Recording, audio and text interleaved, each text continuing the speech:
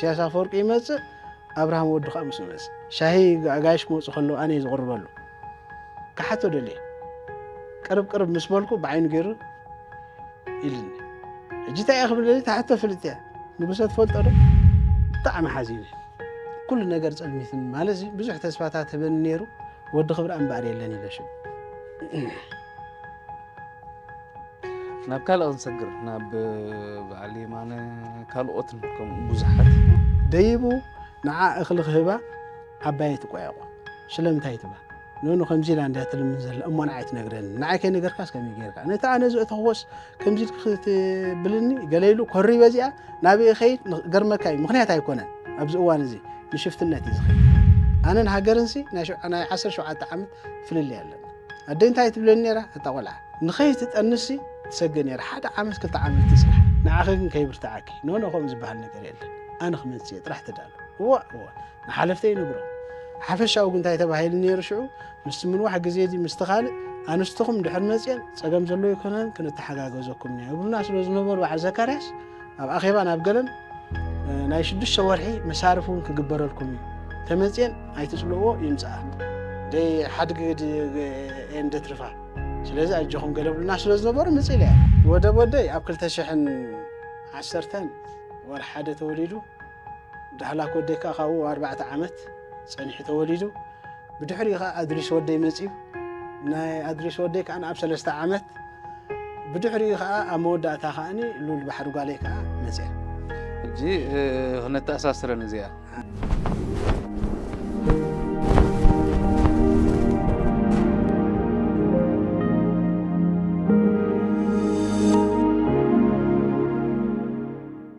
سلام زي خبركم تخطاتلتي إريتريا ميديا نيتورك أبزرلكمو تعنا أصالو توزلو هيوت مركو كتلو سناي منينتي يقلصلكم نلومون كمتي استفلاليو أغايش أب استفلالي زعبا أتوكيرنا مسوعلو بفلاي أبتي زلعلو زعبا قدتاو قربت مزلوم ወይ ውን ቅሰመሉ ክእል ፍልይ ዝበለ ኩርናዕና ህይወት ኣሎ ምስ እንብሎም ሰባት ናይ ነካይዶ ዕላል ከም ኣካሉን መቐፀልቱን ንሎሚ እውን ሓደ ጋሻ ሒዘልኩም መፅእ ኣለኹ ጋሻና ተስፋ ኣለም ንጉሰ ይበሃል ተስፋ ኣለም ንጉሰ እንታይ እዩ ተመክርኡ ወይ ውን ፍልይነቱ እንታይ እዩ ክሳብ መወዳእታ ምሳና ፀኒሕኩም ካብ ትሕዝትኡ ክትረኽብዎ ተስፋ ገብር ምርጫኹም ከና ምሳና ምህላውኩም ደጊመ ይመስገን برغم كتال هراي تسفي عدمينا خبيركا فقدنيا خينكا نزقات أمي بمساكا هزينا نمسجن بغتا نغين الشامو نتي نايمة تويتات بعلها زيادة منيخا تسفى ألم يما تسفى ألم نقوسة دحربايتو انتا يمثل حفشاوي مسخا من الله يكتبورلنا كم تخطب لك أنا عقد تسمع على منوسة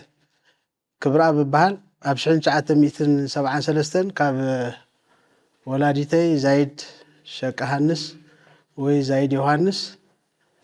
كاب ولادي نقص غبراء أبشحن شعات 173 أبسمرة أبشاول توليده دحر أوروب جزء كابنا بنابلكو خاني حساب حمبرتي حساب عد حمس نداولكو خابنا بمزق أبولي نيرومتم حاوبتاتي بيتسب كساب زعكو كمزي لخ حلفو دحر مصلح أبشحن شعات 188 كا نميدا تسليفه مالتي طبق كنا دقيقين نزيئة بمدرخهم رئينا جاء بشاول بشحن شعات 173 توليدك شعوت تتعبى بها تناي تمرتو قناتات كم اندابلنا كنحزو هو حجي ابتوانتكو مستزنبري ابشحن شعات 173 كنبل كلناسي هايله سلاسي اب مودق زنبر واناتي سرعنا يتمرتي نيرون كتب لاي تخنيها مخنياتو اسمرا تدغاغامي عغرغرات كوم يقصيدو ناب 75 عام تمرت كنت كل سب زفلطو أسمراس دارجا نديدة انتبرنا مجنانا يكونن حزب هاليقي زي بعلو كدبا مسؤول أساسري نحنا خاني كاب شجرزة حركة نكون هنخلينا أبزوان زي تمرت الجمهور العدل زي نبرة أنا أبزوان زي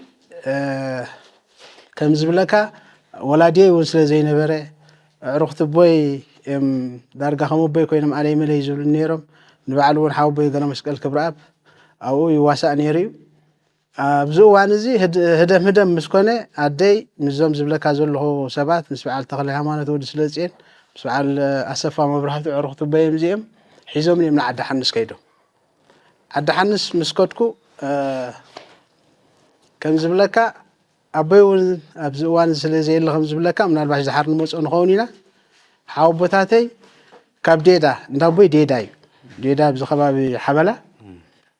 ቆራና ኸዶ ሕልም ሰልካ ኣብኢታት እዩ እቲ ዓዲ እንዳቦይ ሓዊ ቦታተይ ካብኡ ይመፁ ማለት እዩ ካብኡ መፅኦም ይርኢኒ ነይሮም ኣብ መንጎ ኣብ ከምዚ ህውመት ከለኹ ናይ ትምህርቲ ዕድል ከይተጀመረ ከሎ ሃለስ ህፃን እየ ዘለኹ ናይ 3-4 ዓመት ዝኸውን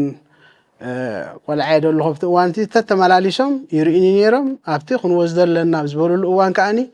ዳርጋ ከምዚ ናይ ስርቂ ኢና ክንብሎ ንኽእል ነደይ ከይነገሩ ሓዊ ቦይ በላይ ክሳብ ሕጂ ኣሎ ብሂወት ኣሎ እሱ ሒዝኒ ዴዳ ኸይዱ ካብ ዴዳ ኣደይ ስቲል ኣይፈለጠትን ኣላ ኣብዚ እዋን እዚ ካብ ዴዳ ከዓ እዚ ክወስደኒ ክብለካ ከለኹ ካብ ዓዲ ሓንስ ሓንጊሩ እዩ ዴዳ ወሲድኒ ወዲ ክንደይ ዓመት ኣለካ ሾ ኣልሚም ወዲ 4-5 ዓመት ተኾንኩ ኸማን ቆልዓ እየ ነይረ ከም ዝርዳእኒ ምክንያቱ 73 እንድሕር ተቢለሲ ኣብ 75 እየ ዝወፅእ ዘለኹ ካብኡ 2 ዓመት 3 ዓመት ፀኒሐ ኣብ ዓዲ ሓንስ ብህፃነይ ከለኹ ይወሲድና ሓንጊሩ ይወሲድኒ ሕጂ ቆቁር ቤት ዝዝክሮ እምበር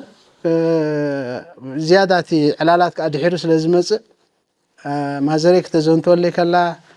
ገለ ፅቡቅ ገይረ ቁርብ ዝኣትወኒ እምበር ስቲል ፅቡቅ ገይረ ኣይዝክረን ኣብ ከምዚ ዓመት ህፃን ከለኹ ማለት እዩ ፀባ ክነስትዮ ክነጎብዞ ወዲ ሓውና ይብል ስለ ዝነበረ ሓዊ ቦይ ኣደይ ከዓ ተቐበሎ እውን ኣይነበረትን ሓደ መዓልቲ ግን ኣብ ደገ እንዳተፃወትኩ ከለኹ እሳ ክወስደኒ ከሎ ዝከረኒ ሓንጊሩ ክወስደኒ ፀባ ስትየ ክምርሰካ ይኽብለኒ ከሎ ቁርብ ትዝከረኒ ንዓይ ካብኡ ዝተወሰነ ሰዓታት ምስ ከደ ሩባ ጎቦታት ሽንጭሮታት ክኸይድ ክሪኦ ከለኹ ክዝክሮ ክኸይድ ከሎ ግን እዚኣ ትዝከረኒ ማለት እዩ ካልእ ኣይዝክሮን ካልእ ዓዲ ምስ ወሰደኒ ከዓኒ ፀባ ክሰቲ ብህፃነይ ከለኹ ኣለመለይ ክብልኒ ከዓ ይዝከረኒ ካብኡ ኣብኡ ደው ኣይበልኩን ኣብኡ ደው ኣይበልኩን ምክንያቱ ቀደም በዓል ኣቦይ መበቆል ዓዲ ዳ እምበር እዚ እሳቶም ኣብ ጉብዝና ኣብ ዝጅምርሉ ዝነበሩ እዋን ኣባ ሓጎይ ብጥሪት ሃፍታም ስለ ዝነበረ ከባቢ 3-4 በትሪ ዝበሃል 3-4 በትሪ ሲ 300-400 ዝኾና ጥሪት ማለት እዩ ስለ ዝነበሮ ኣዚ ሃብታም ስለ ዝነበረ በዓል ኣቦይ ከዓኒ ጉስነት ኣብኦም ነይሮም ሽዑ ነዚ ገዲፊ ኣቦይ ድመፅእ ዘሎ ድሓር ክንምለሶ ኢና ሓፈሻዊ ኣብተን ጥሪት ናይ ኣቦኡ ምስተን ጥሪት ናይ ኣቦኡ ክነላልዮ ኢሎም ከዓ ካልኦት ሓዊ ቦታተይ ኣብ መሽሙ ዝነብሩ ኣብ ዕላላ ዝነብሩ በዓል ሻምብቆ ማለት እዩ ዝነብሩ ከዓኒ ይመላለሱ ስለ ዝነበሩ ጠስሚ ካልእ ነገራት ሽቁጡ ስለ ዝነበሩ እቲ እዋንቲ ሓዊ ቦይ ሓድጉ ወልደ ኣብ ዝበሃል ኣሎ እሱ ሽቅጥ ስለ ዝነበረ ብሓድጉ ወልደ ኣቢሎም ከዓ ገይሮም ከዓ ንመሽሙ ወሲዶም ማለት እዩ ንዕላላ ስለዚ ኣብ ዕላላ ከዓኒ ከም ዝብለካ ዘለኹ ሓዊ ቦይ ገብረ መስቀል ኣብዚ እዩ ኣብ ኣስመራ እዩ መዋእሉ ኣብ ቀደም ጀሚሩ ኣብዚ ነይሩ ሰይቲ ሓዊ ቦይ ሰበይቱ ግን ኣብኡ ስለ ዝነበረት ልክዕ ኣብኡ ከዓ ምስ እንዳ ሓዊ ቦይ ይሓቢ ነይረ ማለት እዩ ፅቡቅ ክንመፃ እንዲና ታናትካ በዚያ ቁርብ እንፊትና ያለና ሕጂ ኣብቲ ናይ ወለድኻ ክንመፅእ ኣዴኻ ኣብ ታሪክ ከም ትፍለጥ ኣብ ሓንቲ መፅሓፍ ርአ ኣለኹ ካብቶም ናይ ከተማ ስርዓት ናይ ህዝባዊ ሓይልታት እያ ነይራ እቲ ገዛኹም መዋፈሪ መዕቆቢ እዩ ነይሩ ሕጂ ኣብ ናይ ኣዴኻ ቃልሲ ክንመፅእ ብማለት ዋላ ንእሽቶ ይንበር ድሓር ምስ ዓበኻ ክንዲ ሰብ ኮንካ ዋላ ንሳ ክትዕድለካ ካብ ብፆት ኣብቲ ከባቢኹም እንዳዋህለልካዮ ዝመፃኻ መረዳእታት ሓበሬታ ተደሚሩስ ሓደ ኣፍልጦ ጨቢጥካ ክትከውን ተስፋ ገብር እሞ ሕጂ እቲ ናይ ኣዴኻ እቲ ናይ ቃልሲ ኩነታት ብኸመይ ኢኻ ትገልፆ ኣደይ ናይ ብሓቂ ከም ሰማሓወይ ብጣዕሚ ሃገራዊት እያ ነይራ ምስ ህዝባዊ ግንባር ብፍላይ ዳርጋ ንሕና ብናእሽና ከለና ጥራሕ እውን ደይኮነ ብህፃንነትና ከለና ከይተወለድና ከለና እያ ቃልሲ ጀሚራቶ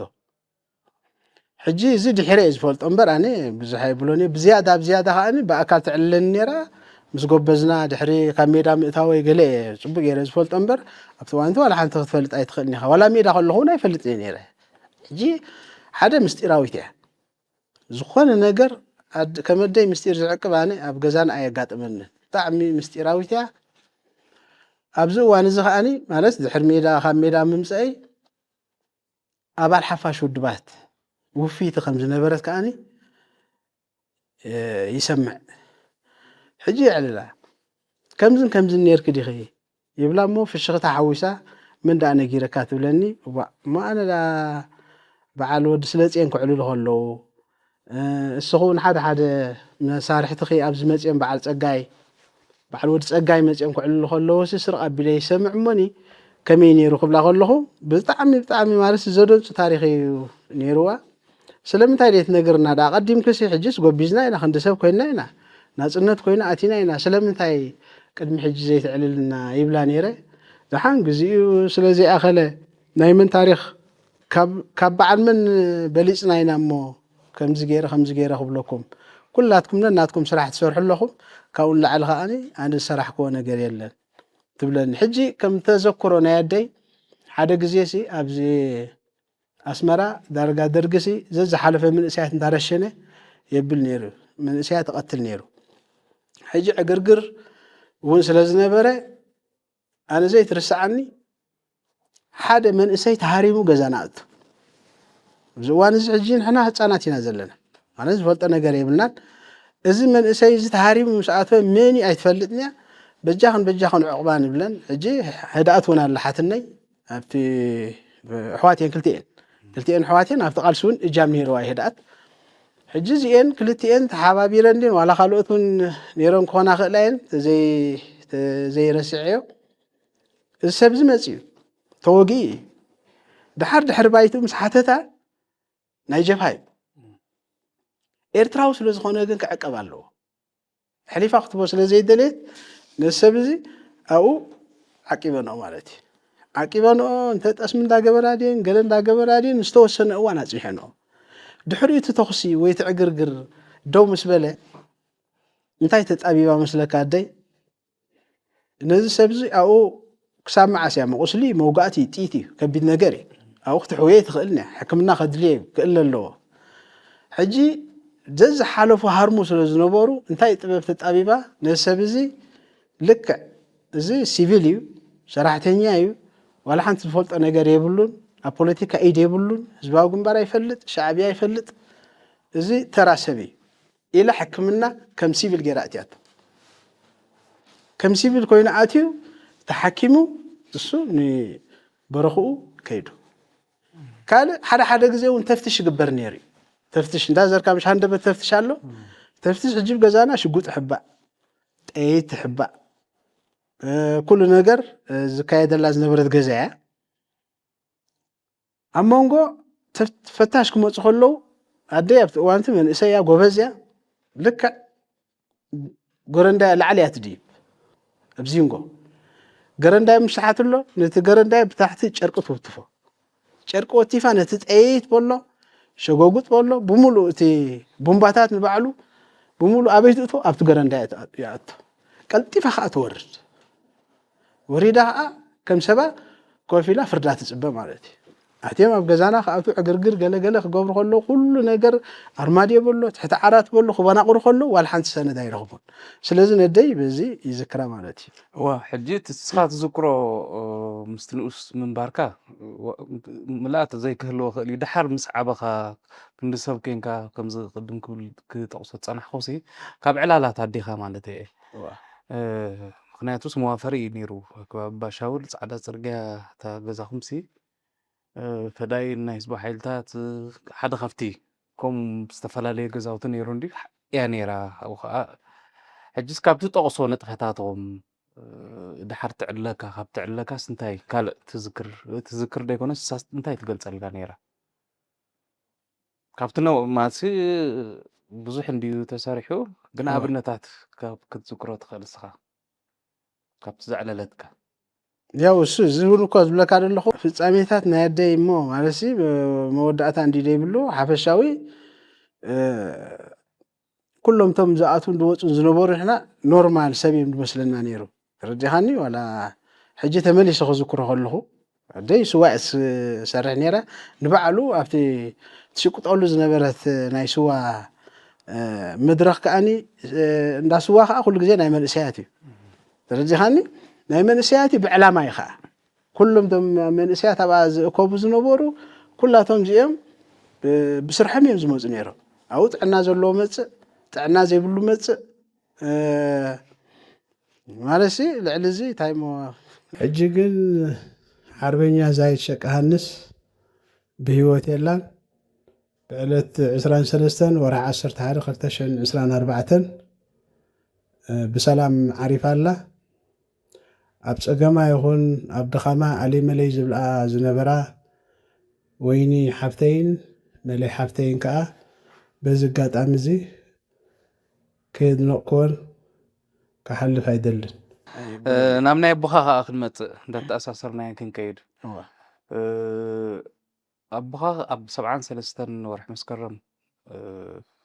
ካብ ትውለድ ድሕሪ ክንደይ ኣዋርሒ ክኸውን ኣለኹ ክጋደል ክኸይድ ከሎ ኣነ ወዲ 6 ወርሒ ከለኹ እዩ ከለኻ እዩ ሜዳ ኸይዱ ሕጂ እቲ ሽዑ ኸይዱ ኣብ ቀልጢፉ እኳ ኣይኮነን ፀኒሑ ኣብቲ ሜዳ ክሳብ ማእከልነት ሓይሊ መራሒ ሓይሊ በፂሑ ነይሩ እንዳብ 44 ቦጠላን ሓደ ሕጂ ታሪኹ ካብ ብፆቱ ልክዕ ከምዚ ናይ ኣዴኻ ክሓተካ ዝፀናሕኮ ብዛዕባ ኣቦኻ ኸ እንታይ ሓበሬታ ኣለካ ኣቦይ ከም ዝብሎ ዘለኻ ልክዕ ኣነ ካብዚ ናይ ኣደይ ዘይፍለ ስምዒታት እዩ ነይርዎ ቅድሚ ሜዳ ምኻዱ መጀመርታ እንድሕሪ ተመሊሰ ከብለካ ከምዚ ኣቐዲመ ድበልኩ ከዓ እንዳ ኣባሓጎይ ኣብ እላላይ እዮም ነይሮም ምልስ ኢለ ክመፀካ እንዳ ኣባሓጎይ እላላይ እዮም ነይሮም ኣቦይ እውን ኣብኡ ብጥሪት እንዳጓሰየ ብማሕረስ እንዳተበለ ዓብዩ ሕጂ ምዕባይ ንዕኡ ሰሎሙን ዝበሃል ነይሩ ሓወቦይ ምዕባይ ሰሎሙን ገረ መስቀል እዩ ዝብል ዘሎ እዩ እኮ ሕጂ ብዝሓዘኒ ሰሎሙን ኣብቲ እዋን እቲ ምዕባይ ንጉሰ ስለ ዝኾነ እሱ እቲ ንጥፈታት ላዕልን ታሕትን ናይቲ ገዛ ብሓላፍነት ተረኪቡ ዘካይዶ ዝነበረ ንሱ እዩ ዕላል ከም ዝፀናሐኒ ሕጂ እሱ ጥራሕ ዘይኮነ ካልኦት ሓወቦይ ስፋ ዝግሎ ሓወቦይ ወልዲት ኣሎ ኣብኡ ምስኡ ኣብቲ ኣለዉ ሓፈሻዊ ግን ካብኣቶም ዝነኣሰ ምዕባይ ንጉሰ እሱ እዩ ኣብ መንጎ እዚ ብዘይጠቅም ምክንያት ኣብቲ እዋንቲ ንሽፍትነት ወፅእ እታ ዝወፅኣላ ሽፍትነት ዝኾነ ናይ እኽሊ ቀውዒ ኮይኑስ እኽሊ ምስ ኣተወስ ስኡናት ምሽ መፁ ማርያም ተሃብኩም እብሉ ገለ እጂ እዚ ሓወቦይ ማርያም ተሃብኩም ምስ በለቶ ሓንቲ ደይቡ ቀደም እኽሊ ኣብ ደገ ይድቕመጥ ነይሩ ሎሚ ኣብ ውሽጢ ገዛ ይድቕመጥ ቀደም ግን ኣብዚ ዓብዪ ስርጉፍኦ እንታይ ድበሃል እዚ ሽርፋ ድበሃል ተቢሉስ ኣብኡ ዝኽዘን ነይሩ ደይቡ ንዓ እኽሊ ክህባ ዓባይ ትቆያቆ ስለምንታይ ትባ ንኑ ከምዚ ኢላ እንድያ ትልምን ዘላ እሞን ኣይትነግረኒ ንዓይ ከይነገርካስ ከመይ ጌርካ ነታ ኣነ ዝእተኽዎስ ከምዚ ኢልካ ክትብልኒ ገለይሉ ኮሪ በዚኣ ናበይ ኸይድ ገርመካ እዩ ምክንያት ኣይኮነን ኣብዚ እዋን እዚ ንሽፍትነት እዩ ዝኸይድ ንሽፍትነት ምስ ከደ ኣብቲ እዋን ኣበይ ቦታ እዩ ዝሽፍት በዚ በዓል ወልቃይት እዩ ዝሽፍት ናይ ሸፋቱ ቦታ እዩ ነይሩ እሱ ወልቃይት ናይ ሸፋቱ ንሽፍትነት ኸይድ እሞ ኣይፀንሐን በታ ሽፍትነት ዝኸዳ ከዓ ይጠፍእ ኣብኡ ይቆትልዎ ማለት እዩ ኣብኡ ይመውት ኣብኡ ምስ ሞተ ዓባይ ዓመተ ብጣዕሚ ትሓዝን ሓዚና ኣብቲ እዋንቲ ሓዘን ብጣዕሚ ከቢድ ነይሩ ክሳብ ጨጉራ ምልፃይ ትበፅሕ ማለት እዩ ወደይሲ ብሰንከይ ከምዚ ኮይኑ ገሌላ ተብል እሞኒ ንጉሰ ይፍራሕ ንጉሰ ሕጂ ከም ዝዕልልን ኣዝዩ ሓያል እዩ ኣብ ገዛና ሓያልዩ ደፋርዩ ሓወይ ገረ መስቀል ብንቕሓት ከዓ ካብኣቶም ዝሓሸ ከዓ እሱ ነይሩ ምሁርዩ ኩሉ ነገሩ እሱ ይሓይሽ ደስ መራይ ከዓ ንንጉስ ሓወይ ቀልጢፍኩም ተምፅዎ ብሎ ከይሽፍት ደም ፈሪሖሞ ከይሽፍት ሕና ኣብቲ እዋንቲ ዝኾነ ብሽፍትነት ሓውካ እንድሕር ሞይትካ ወይ ቤተሰብ ተቢልካ ሕና ክትፈዲ እስኻ እውን ሽፍት ኢኻ ነርካ ኣብቲ እዋንቲ ቀደም እዚ ሕጂ ንጉሰ ከይሽፍት ተባሂሉ ኣቦኻ እዩ ኣቦይ ንከይሽፍት ገረ መስቀል ናብዚኣ የምፅኦ ማለት እዩ ኣብዚኣ ኣምፅኦ ኣኽርያ እዩ ነይሩ ሓወይ ገረ መስቀል ልክዕ ምስኡ ከም ዝነብር ገብሮ ምስኡ ከዓ ይመሃር ሕጂ ትምህርቲ ምስ ኣተወ ቀልጢፉ ኣብ 3 ዓመት ሻድሻይ ክፍሊ ይበፅሕ ትምህርቲ ብጣዕሚ ንፍዑ ነይሩ ዝኽብለካ ከለኹ ወዲ 18 ወዲ 17 ዓመት እዩ ወዲ ክብራብ ኣብቲ እዋንቲ ንጉሰ ሕጂ ከምዚ ዝብለካ ፅቡቕ ይመሃር ፅቡቕ ላዕሊ ታሕትን ይብል ኣብ መወዳእታ ሓወይ ገረ መስቀል ካብ ኣኽርያ ንባፅዕ ይቕይር ንጉሰ በይተርፍ ኣብ ኣኽርያ ተርፍ ኣብ ኣኽርያ ተርፍ ፍርቂ መዓልቲ እንዳተምሃረ ፍርቂ መዓልቲ እንዳምሃረ ሻምናይ ክፍሊ ይበፅሕ ኣብቲ እዋንቲ ማለት ምንጣር ነይሩ እንዲ ትምህርቲ ከም ዝብለካ ኣብ 3 ዓመት ሻድሻይ ክፍሊ በፂሑ ሻምናይ ክፍሊ ምስ በፅሐ ከዓኒ ናይ ጉሉ መምህር ከዓ ይኸውን ማለት እዩ ኣብዚ እዋን እዚ ምስ በዓል ተኽለ ሃይማኖት ስለፅየን ምስ በዓል ኣሰፋ መብራህቱ ዝበሃሉ ዕሩኽቲ ምስ በዓል ተኽለ ሽማ ኣቦ ኣይዝክሮን ሕጂ ምስ በዓል ተኽለ ዝበሃሉ እዚኦም ዕሩኽ ይኾኑ ማለት እዩ ብዕርክነት ምስዚኦም ከም በቃ ማለሲ ፅቡቕ ዕርክነት ምስርቱ ካብዚ እዋን እዚ ነዞም ሰባት እዚኦም ምስ ፈለጠ ከዓ እንታይ ክገብር ጅምር ደስመራ ክፈልጣ ይጅምር ካብ በዓል ኣኽርያ ወሪዱ ካብቲ ስርሑ ወሪዱ ከዓ ደስመራ ክዛወሩ ከዓ ይጅምሩ ኣብዚ እዋን እዚ ኣብቲ ሌላ እዚ መንእሰያት እዮም ኣብዚ ዕድመ እዚ ከዓኒ ንመን ፈልጥ ንዛይድ ፈልጥ ዛይድ ከዓ ወላዲተ እያ ከም ዝብለካ ስዋ ከጨራርሙ ገሌሎም እዮም ዳኣትዉ እኮ ኣብ ከምዚ ዕሞት ሕጂ እቲ ሌላ ካብ ዓቐን ንላዕሊ ኸው ብጣዕሚ ማለት ብፍላይ ኣደይን ኣቦይን ብፍቕሪ ተኣሳሰሩ ኣነ ይስራሕ ማለት እዩ ኣነ ከም ክስታይ ይጥነስ ይውለድ ሕጂ ኣብዚ እዋን እዚ ወዲ ክብረኣብ ስምዒት ናይ ሃገራውነት እንዳሓደሮ እዩ ዝኸይድ ንበዓል ወዲ ስለፅየን ኣንታ ወዲ ስለፅየን ብሎ ኣብዚ ከተማ ክዛወሩ ከለዉ እዛ ፅርግያ እዚኣ ስግር ክንብል መኪና ጥሕን ክተብለና እኳ ትኽእል እያ እንታይ ሕማቕ ዘረባ ትዛረባ ኣለኻ ካብ ብላሽ ሞት ንመውት ዘይንሰለፍ ዘይንኸይድ ዋዕ ኣብዚ እዋን እዚ ከምኡ ዝበሃል ነገር የለን ተኾንካታ እንታይ ዘህቡካ ኣለና ቀሲና ዘይንርክበሉ ኣብዚ ኮይና ዘይንሰርሕ ኣብዚ ኮይና ዘይንተሓጋገዞ ወዲ ስለፅየን እዩ ኣብዚ ዳ ጉደፎ እንዶ ዝድኣ በዚ ኸድኩ በዚ ወፃኹ እንታይ ትርጉም ኣለዎ ብበረኻ ከድካ እምበር ክትተባተባ ኣለካ ኣይ እዚኣስ ኣይሰምዓካኒ ሓሊፍካ ተፀኒሕካኒ ግን ኣነ ከርክበካ ወይ ኣብዚ ኮይኑ ክሰርሕ እየ ኣነ ይብሎ ኣብ ከምዚ ሕጂ ኣፍሮ ጨጉሪ እዚ ኣፍሮ ከቢ ዓይነት ስታይል እንዲኦም ዝገብሩ ቀማቐሙ ነይሮም ዋላ ኣፍሮ ስረው ንባዕሉ ዝስታርር ኣብ ትሕቲኡ ገፊሕ ገለ ኣብ ከምዚ ህሞት ኣብ ኣኽርያ ሻሂ እንዳሰተዩ ከለዉ እዞም ፖሊስ መፁ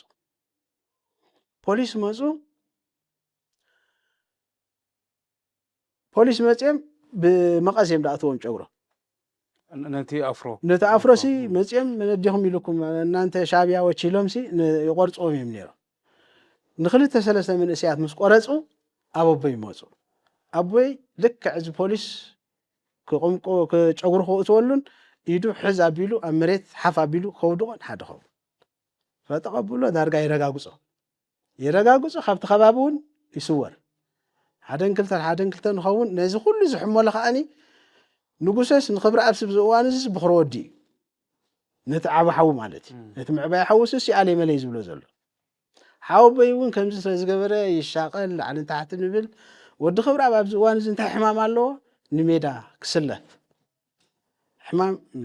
ኣትይዎ ኣሎ ኩሉ ግዜ ሕጂ ገዛና ይድመፅእ ገዛና መፅእ ምዛይድ ረዳዳእ ምዛይድ ብዛዕባ ሃገር እዮም ዝዛረቡ ካልእ ዋላ ሓንቲ ክስታይ ይብሉ ዛይድ ፅናሕ ኣይትተሃወኽ ተርክበሉ ኢኻ ትብሎ ኖ ኣነ ክኸይድ እዚ ቆልዓ ጥራሕ ሓደራ እዚ ወደይ ሓደራ ሚልዮን ከዓ ብልዮ ኢልዋ ላ ተስፋ ዓለም እዩ ዝብሎ ነዚ ዓለም ተስፋ ክኾና ተስፋ ዓለም እዩ ዝብሎ ኖ ሚልዮን ብልዮ ኣብ ከምዚ ምስ ኣደይ حدن كلتن يبهالو نيرم أما ودعتا جن ود خبر أب نحاو كيف كده نعرض خي نجرة مليويس صغير مالتي الميداوس لا سلازي تي أسأل فاناي ود خبر أب كأزي مثل نقص خبر أب أبو خاي بالحريو نكنقتل الحرميدا توريو كابتن مقابل تبصوتو بخمي تخاتاتيل كده حرم صعب غزوها للكايو حبريتا هو حجي من الباشا أبتي أسأل الفاي خمس حجي انت يلو مثلك سام حوي هتسان بنشتو مالسي كاب نفسي تبقيس كاس كبدل يبلو نايب حق يزبلك حجي أنا انت يسمع عني رفت وانتي لا تسقطنا خلنا زغون مس تخمش تسقط أبت خباب فادوس ويبت خباب ساعة شدش أنا مشيت كون كلهم فح يلوم جويو نبي بتاعته نعيش مع النيرازية بابا يلوم خلو كم سرعة سمعني النيرو لك ود سلسين هنا في 9 في الدسمو داو جوي خدو كم بابا خاي يكونني قن سمعني النيرو دحر أب جزانا دعلل زربا ود خبر أب بز 5 ترأي بز مبادرو خباب ترأي برجيت 4 بخمس وري اسمع مالسن عايز ملكت هيكونن اما دقسي كوينه دي ወይ ሻሂ እንዳሰተው ከለኹ ዲ ሰምዑ ዘረባታት እዚ ወዲ خبر اب ابي مخان فلጥ ንጉሶ خبر ابي ንጉሶ ከምዚ ቀደም ከም ዝገብር ነይሩ ገለገለ ክብሉ ይሰምዕ አበይ ዘሎ ይሓትት ንመን ሓትት ነደይ አቦኻ ኣብ ህዝባዊ ግንባር ተጋዳላይ አቦኻ ጅግናይ ከምዚ ናጽነት ሒዙ ክመጻናይ ታይ ማለት እዩ ናጽነት ሕጂ ኣነ ሰብያት መስልን ነራቱ ኣንቲ ናጽነት ሒዙ ክመጽ እዩ እንጂ كل ነገር እትናይ ንጉሶ خبر ኣብሲ ካብዚ ጀሚሬ ምስቲ ዝብለካ ባባይ ሎም ድጎዩ ምስቲ ኣቦ ደይ ምህላው ገለገለ ቃቁርፍተ ይስማዓካ እንዲ ነዚ ብኸመይ መንገዲ ክረኽቦ ኣለኒ ኢለ ኣንሕሽ ኣብ ሓንጎለይ ቦታ ዝገድፍ ቦታ ህቦ እሞዳታ ልክዕ ከም ዝብለካ ኣብ ዓዲ ሓንስ እውን ስለ ዝነበረና مسدي أدي هدا مدام كوينسي كتهدن ونمش جمرت كم زبلك السرحة ريخا كنا يسرحنا يقال سخونتات نبسخت كتهدن ونسلز نبرت وزايد كتوصل لك وانت باهلا توصل حجي كم زبلكوها خابز خنوص خلنا أنا اللخو ملي حادي حمش شغل عيا فريا استرحفتي الله أخلي لحوي الله وين الله ملي حفتي الله تسوى علمك أنا اللخو مالتي حجي already بتوانت أنا اللخو أخلي له أسير يلا أنا اللخو أخلي له حوي له ملي حفتي له نزيم حنجيرهم دوزنا من يوم إتهم عرق نقصي ودسلتين كم زبلكا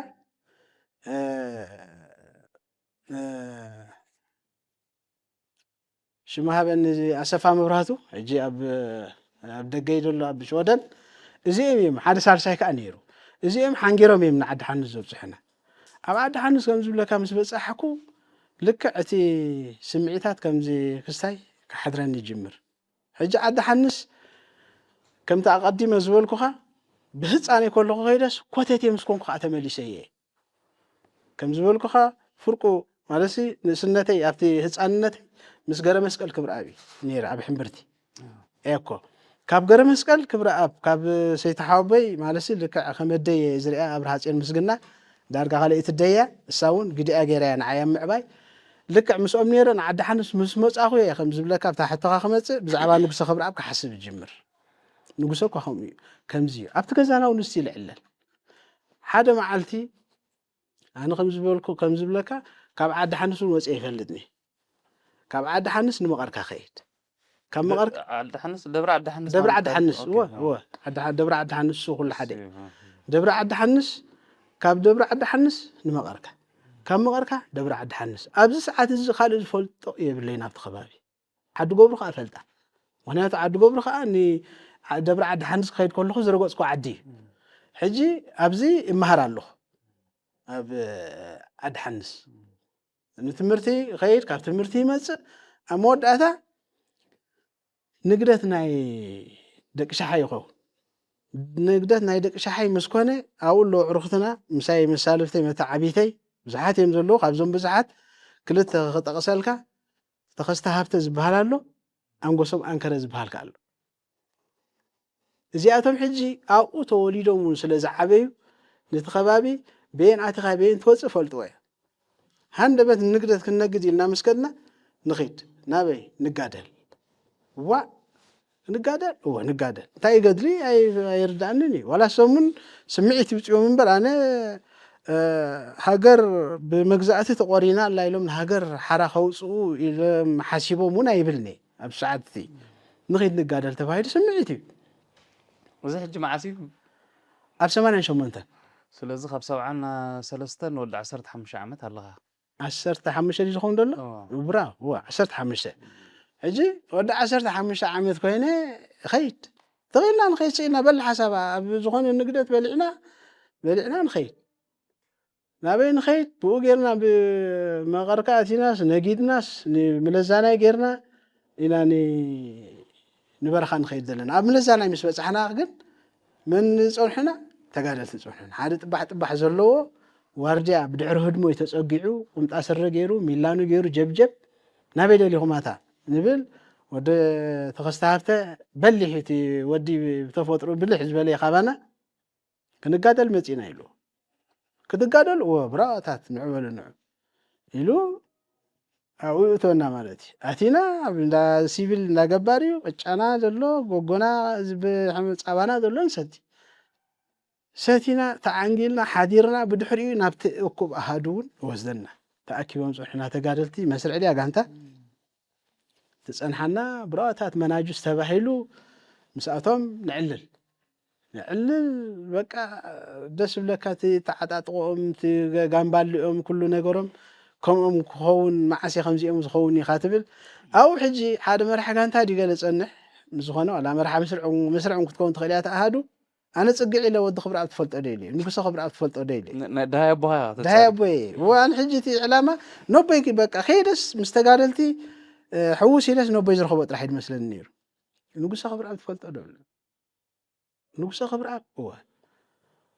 እንታይ ካዩ ኣቦይ ኣበይ ኣሎ ተጋዳላይ ናይ ህዝባዊ ግንባር ተጋዳላይ ናይ ህዝባዊ ግንባር ኣቦኻ ብሳሓል ክትረኽቦ ኸይል ሓደ ዓብዪ ዕዮ ገዛ ይድፈን ደሎ ሳሕል ክበፅሕ ኣለኒ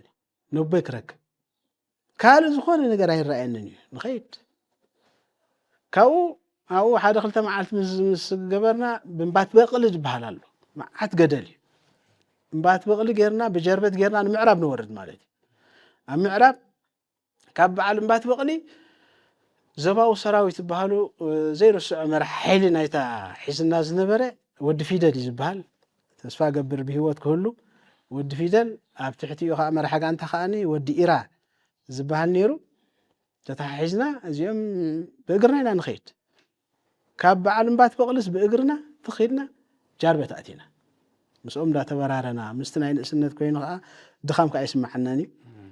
ጥርጥር እንዳበልና እሶም ምስ ሙሉእ ዕጥቆም እዮም እንዳተበራረዩ ይኸዱ ንሕና ከዓ ምስኦም ንኸይድ ኣብ ጃርበት ምስ በፃሕና ግን እንታይ ይመፅእ መኪና ትመፅእ መኪና ተሰቂልና ንሳሕል ንኸይድ ሳሕል ኣቲና ዒላባቡ ዝበሃል መጀመርታ ዒላባቡ መደበር ተዓሊም ናይ ህዝባዊ ግንባር ዝነበረ እዩ ሓት መንእሰይ ኣጓብዝ ካባና ዝዓብዩ ገለገለ ይፀንሑና ልክዕ ዒላባቡ ንኣቱ ኣብ ዒላባቡ ሓደ ክልተ ወርሒ ገለገለ ምስ ፀናሕና ንኣሽቱ ትሕቲ ዕድመ ተባሂልና ንሕና ንፍልሕ ምስ ተኸስተ ሃብተን ምስ ኣንጎሶም ኣንከረ ኣብዚ ኢና ንፈላለ እሶም ክልቲኦም ንቤት ምሰወራ ኸዱ ንሕና ከዓኒ ንዒታሮ ንኤምዳድ ውድብ ንኸይድ ማለት እዩ ሕጂ ኣብዚ ዝተኣኻኸብና ኣብዚ ዝተላለኽዎም ከባቢ ካብ ኤምዳድ ካብ ዒላባቡሲ 36 መንእሰያት ቆልዑ ህፃናት ትሕቲ ዕድመ መኪና ተሰቂልና ንዒታሮ ንኣቱ እዞም 36 መንእሰያት ሕጂ ኣዊና ንላለ ኣብ ዒታሮ ንኣቱ እንደ ሓለዋ ዝበሃል ቦታ ኣሎ ኣብኡ ምስተወሰነ እዋን ምስ ፀናሕና ሽዑ ካብኡ ናብኡ ዒታሮ እውን እፈላለዩ ዒታሮ እፈላለዩ ዝብለካ ደይኮንኩስ ዝከፋፈል እዩ እንዳ ፅገና ኣሎ እንዳ ሓለዋ ኣሎ ቤት ፅሕፈት ኣሎ ኤምዳድ ዝበሃል ከዓኒ ብላዕሊ ከ ኣለዉ ሕጂ እዞም 36 ኣብዚ ናፋሓ ንብል ኣነ ሕጂ ምስ መን ተርፍ ምስቶም ኣብቲ እንዳ ሓለዋ ዝነበሩ ሕጂ ኣብቲ እዋን እቲ ዝዝክር እቶም መንእሰያት ምሳና ዝነበሩ ተዓቢትና عرختنا ملقيتا اندريا برهانة اندريا زيهم حواتهم بإمنة فيتيريخا ودي حواب أمي زيهم كاب سوداني مزيهم بعد سبعة كابزم ثلاثة شدوشن قولوا حجة حنت قال سبعة بحال نيراتنا حجة زيهم دكا كم نعشتو ملء ناس نتينيرنا بحنسابي نحن نتصاوت نوعل أيضا حناكات مرت جميلة منها أكاديمي سرع مالتي أكاديمي تمرتي أب قدم وصاخن أميدا كله في الوقت حكاني لك شاد شايك في الوقت حنيره واحد شاد شاي كاب شاد شاي نيرو دي ميدا دا تايم دا نو أميدا خاطر نو خاطر توتو لا شاد شاي بتحها أو تمرت أنت أتي خاص أميدا ناي شاد شاي أميدا نو أميدا ندحرتي خاطر ملاش أوكي أبز شاد شاي سلز نبركا سلز بصحكا ميدا مسكتكا شاد شاي تقصل يكون مغنياتو تي كاريكلم برتعي أميدا ندحر شاد شاي في الغون كاسي أبز تاشعك في تبوع يا خا توانتي أنا كو شاد شاي بهالبر الله حسابه بزح مستميدا زرخبنا أب كلا أكفلي جميرو كلا أكفلي أب إمداد على أنا على البرهانة قال ثم زي جمهورت قال لا هو ببودي فلتو ببكلاس في قدامي كلا أين دابلنا أب كلات ناسي أب كلتين تجمعين حاجة أنا ولا شاد شاي كوا تاخدكو نزحري تيتمليس هو حجي أبزي خمس بلاكا تمرتي جمير ناس ناين سنة اللون عليه ملي اللون كم سرعة أبتوانتي كم زبلك نفسنا بتن تقارلتي عليتني رنانا سنين نحس بنا نيرة كلنا ثلاثة شدشن قلعوا من إسيات دخلوا بلو ولا تحت عدمه تتحيزنا مركبنا تبهلا لا قبو حبيرو بازلو أو إنا نفسنا نحسب كلنا تحد حسب بزغي تحد حسب بزي حلف قال بخمسين عليه ملايين زبلنا نيرة حجي أمون قوزي نزخوانة حم زبالة ويعبي زبالة تقادلاي رئي تبيله ود خبرات فولت أنا ونقصت زبالة فولت أنا مبالك أي قدفني سجير الكامبر دارجا معاتي محاجتين زخوانة زي فلت زي حتتكو تقادلاي إلا حجي نقصت بحال فولت أنا والله نقص خبرات حجي تسفى بتعمي ناي تقادلتي بتعميم تسفى زبخة تسفى مقرات زقرت زرباتات هيسمعني أخ ود خبر بوا شرا جناني أنا كم نخد كون يمجوس غازلو حجي غرداك خطر كذكر ملسيل كذكر خلك عسي بخا جناي أبخا الله أبي الله بزنا فالله أبي الله بز خمزله زخون سمي خمزل أما ودعتها كم زبلك بس المهر تحطوا أنا نقصت فلت أدون أي ترفن أب كمزي يمان جيروس زبال حلافي في الصور عتاري أبوناي ناي بحقي أبوين يمانه كم يمان أبو أنا قاتي منا يفلدني أبو أنت زركب كمان سي لعلي يمان مخوندو يدبل أبزو وانا زي تملسي لخ ذكره خلو هذا نخل سب حدا عيني يدري نزخون خافتم أوز نبرنا دكيسنا نعلو اللبوتا نيرنا نفس وقف بزخون الجيش خمت خلو نعنا غير أي ما يستني اللو دزون قول أخا إلو يمس أبتاخف زبل الله خاني هبات راس كاسك هبات خمزي قال أبكم زهم تعدم عتي يمان انتاي ولا أنا نقصد بهالفلت أديلي تاي كايل نقص أبي له تقدلاي نايم تقدلاي نحسبه وقنبال ود خبرات بهالبخ أول بل دحنك حتى الكاندي هذا معلتنا أو خوز ذاك يبلن حرايبل تدقاقا مزحته زيا سمعوا سلزنبر يمانه من الباش بدنقاص خون خيلي وبعاليت خون خيلي كافتا عند حلوا وسيدو شو مسو يزغبرن ناي ابتي بيت صحفته مسي ماني يزقمط كل نغري مسي حجي اب كم زهمت يمان حلاف في صوار عتاري بالراشا خاي يفلط تقلل ناي ودب ملو حلاف في صواري هو ناي ودب كفل صوار حلافي نيرو ناي قدن دمص حلافي خاوي دات اب كم زهمت حدا اوان ود فرق ناو مص سياسه فرق يمص ابراهيم ود خامس مص تقولا حجي نحنا قلعت كلنا قلعينا نبلو ونياتو بيت كنرينا عسل بيت نابتي تعشمو نبل حفشاو مسيمان مسبل انا حجي ابتوانتي مستقلع من باري شاهي غاش موص خلو اني زقربلو ንዓይ ፅዋዕኒ ኣብኡ ኣለዋ ዝሰርሓ ማለስቲ ተጋደልቲ ኣለዉ ኩሎም ኣነ ከብፅሕ ኢለ ላዕልን ታሕቲ ንብል ዋላ እውን ንሳተን ድሕር ኣብፅሑና ከዓ ተፀጊዐ እኸይድ ክሓቶ ደልየ ቅርብ ምስ በልኩ ብዓይኑ ገይሩ ኢልኒ ሕጂ እንታይ እየ ክብል ታሕቶ ፍልጥ እያ ንጉሰ ትፈልጦ ዶ ካልእ ሕጂ ኢሳያስ ኣፈወርቂ ኣብቲ እዋን እቲ ሓላፊ ናይቲ ውድብ እዩ ተረዲኻኒ እቲ ንእስነት እዩ ደፊሩ ናብኡ ክደፋፍኣኒ እቲ ፍቅሪ ወላዲ እዩ ናብኡ ዝደፋፍኣኒ ዘሎ እምበር ምስትሪ ዝነቱሲ ህሩግ ኢልካ ተኣውቶ ክስታይ ኣይኮነን ዝኾነ ብዓይኑ ገይሩ ቀፂዕኒ ኢሳያስ ዘይቡ ምስ እናበረ ከሎ ከምዚ ኣንደር ዓይነት ብራንዳ ኣለዎ እቲ ገዛ ናይ የማነ ኣብኡ ኮይኖም እዮም ዝዕሉ ዘለዉ ኢፋድያ ገለ መን እያ ክዝክር ኣይክእልኒ ሕጂ ብቲ እዋን እቲ ሻሂ ከብፅሓ ምስ ከዳ ኣነ ከዓ የድሕሪኡ ከይድና ሓተት በቲ ጥቃየማነ ፅግዕ ምስ በልኩ ኢልኒ ተመለስ ኢልኒ ተመሊሰ ብድሕሪኡ እውን ወዲ ኤፍሬም መፅኡ ፅባሕ ኤፍሬም ምስ ምፅእ ምስ በላ ከዓኒ ዋላ እውን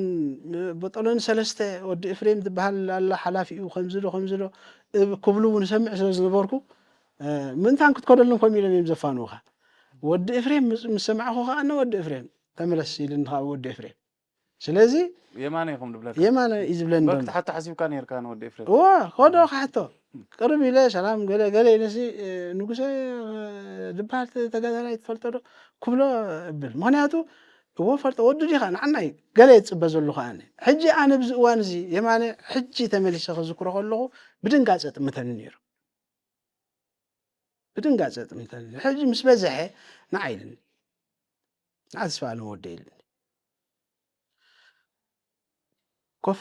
ኮፍ ኢለ ብዛዕባ ንጉሰ ዝኾነ ሰብ እንድሕር መፂኡ ድሕሪ ሕጂ ከይተሓተት ኢልኒ ኣይትሕተት ፅባሕ ንጎ ናፅነት ምስ ኮነ ንቦኻ ክንረኽቦ ኢና ርአ ናበይ ናፅነት ኣብቲ እዋን መዓስ እያ ክትመፅእ ፍሉጥ ነገር ኣይኮነን ናፅነት ምስ ኮነ ባዕለይ ኣብ ንጉሰ ክወስደከ ምስ ኣቦኻ ከራኽበከ ካልእ ናፅነት ምስ ኮነ ሕጂ ኣውቲስታ ነይርዎ በራኺ ዝበሃል ኣውቲስታ ኣሎ ከመን መስለኒ ብሂወት ኣሎ በራኺ ምሽትሪ ኣለኻ ወ በራኺ መኪና ክምህረካ እዩ ምስ በራኺ ካቢልኩም ገዛኹም ባዕልኻ ኢኻ ትወስደኒ ይብለኒ ነይሩ ማለት እዩ ሓን ፀገም የለን ሕራይ እዛ ንጉሰ ትበሃል ዝክስታይ ግን ግደፍ ሕጂ ኣመት ትምህርትኻን ኣመት ካልእኻን ግብር ብለን ኣብ ከምዚ ህሞት ከሎ 9 ዓመተ ምህረት መፅእ እስካንላኻ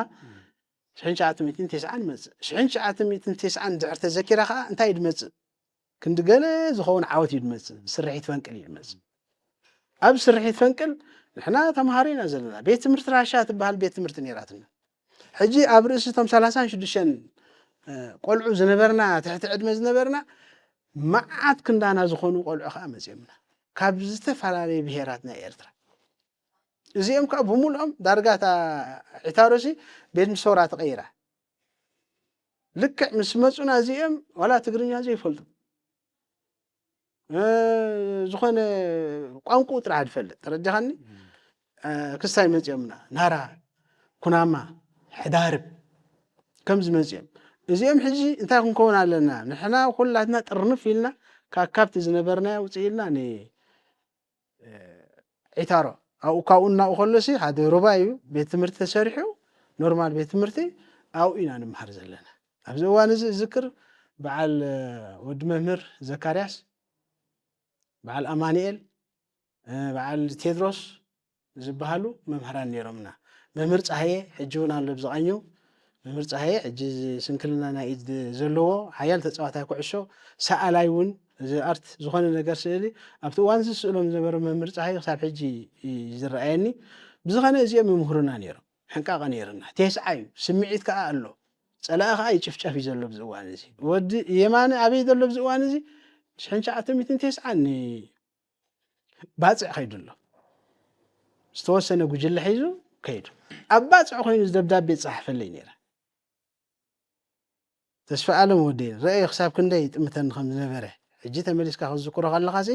ኣቦኸ ልዕክዕ ከምኡ ዶ ልዕሊኡ ዶ ኸውን ኣቦ ደብለኒ ከዓ እዚ እዩ ኣብኣ ኮይኑ ፍልይቲ ደብዳቤ ፅሒፍለይ ንዓይ ብጣዕሚ ኣብቲ እዋን እቲ ልክዕ ካብኡ ፋሕፋሕ ምስ በልና እታ ደብዳቤ ትጠፍኣኒ ክሳብ ሕጂ እያ ትሕመኒ እዚኣ እንዳው ወቀሰት ንያት ንብዚያስ ክትነብር ነይሩ ዋቅሳ ስቲል ናው صح ሕዛ ይግባእ ነይሩ ግን ከም ዝኸውን ኣይትብሎን ኢኻ የማንኒ ባጽዕ ምስከደ ከም ዝብለካ ደብዳቤ ጽሒፍልይ ተስፋ ዓለም ወደይ ኢልን ባጽዕ ክትጽበው መዓት ቀይ ባህርና እንተ ትሪኦ ብጣዕሚ ጽቡቕ እዩ ምሕምባስ ከላምደካ ባጽዕ ከዛውረካ ቀጣን ገበይ ስጋለ ዝበሃል ኣሎ ሲነማ አይዲያ ዝበሃል ኣሎ ፕላሶታት ከምዝን ኣሎ ከዛውረካ ስለዚ ባጽዕ ጽብቕት እያ ሕጂ ኣብ ካልኣይ እግሪ ምስ ተመለስኩ ሒዘካ ክመጽእ ሳባ ጓለይ ካዕሳ ዓመለ ኢልኒ ኣብቲ እዋን እቲ ፋኑስ በዓልቲ ቤትያ ሳባ ዝበሃል ቆልዓ ከዓ ወሊዱ ነይሩ ህፃን እያ ነይራ ሽዑ ሳባ ብጣዕሚ ህፃን እያ ነይራ ሕጂ ኣብዚ እዋን እዚ ኣነ ተምሃራይ ካብቲ ገዛና ግን ወፂና ንመሃሪና ዘለና ስምዒታት ዘይትብሉና ዘይንመሃር ትምህርቲ ትረፈና ደይንኸይድ ደይንዕለም ዋዕኸ ኣሎ ዋዕሎ ዕግርግር ኣሎ ንበዓል ችኮዝ ንበዓል አንጎለይ ርእሶም ኣናውፅ ኣቢልና ይማው ረጃኻኒ ኣብ ከም ዝህሞት ከለና ከዓኒ እንታይ መጽእ ከዓኒ ሓደ መርድእ ሰምዕ ከቢድ መርድእ ኣብ ህይወተይ መጀመርታ ግዜ ኸም የሰምዐ ሽዑ የሰምዐ እዚ መርድእ እዚ ሕጂ የለን ሰሊጥ ዝበሃል ዓርክና ሙሉጌታ እውን ዝኩሬ ሙሉጌታ እንድርያ ብርሃን ሓውን ባዕሉ ወዲ ማዓልም መሐመድ ማዓልም ዓርክና መታዓቢትና እዩ እዚኦም ኮፍ ኣቢሎም ኣብ ሓደ እምኒ ኮፍ ኣቢሎም ናይ በዓል የማን ላ ሰሚዕካ ዲኻ ብኸመይ ከም ዝሰምዕዎ ኣነ ኣይርዳእኒ የማን እዋ መፂ ድዩ ኣነ ካልእ ጥራሕ ከምኡ ጥራሕ ኢኻ ትሓስብ መፂ ድዩ ካብ ባጽዕ መፂ ድዩ ከምዚ ኢሉ ደብዳቤ ጽሒፍለይ ነይሩ ምሻለየኩም ከማንታ ደብዳቤ ኢለ እዋ ደስ ኣይበለኒ እንትገጾም ክብድብድ ኢልኒ መወዳእታ የማነት ሰውኡ ኢሎም ሕቆ ይፍልጽ ኢለ ኩሉ ነገር ጸልሚትን የማነሲ ኣነሲ እንደ ኣይተጸበኸዎን ዓንዲ ሕቆ ይስብር ኢሉ በቃ ብጣዕሚ ሓዚነ ኩሉ ነገር ጸልሚትን ማለት ብዙሕ ተስፋታት ህበኒ ነይሩ በቲ ወዲ ክብሪ ኣብ ሲኢንየስ ኣቦ ኢለ ተቐቢለ ዝነበርኩ የማነ ገይሩስስ ከዓ ከምዚ ኮይኑ ገለ ኢለ ወዲ ክብሪ እምበኣር የለን ኢለ ሽዑ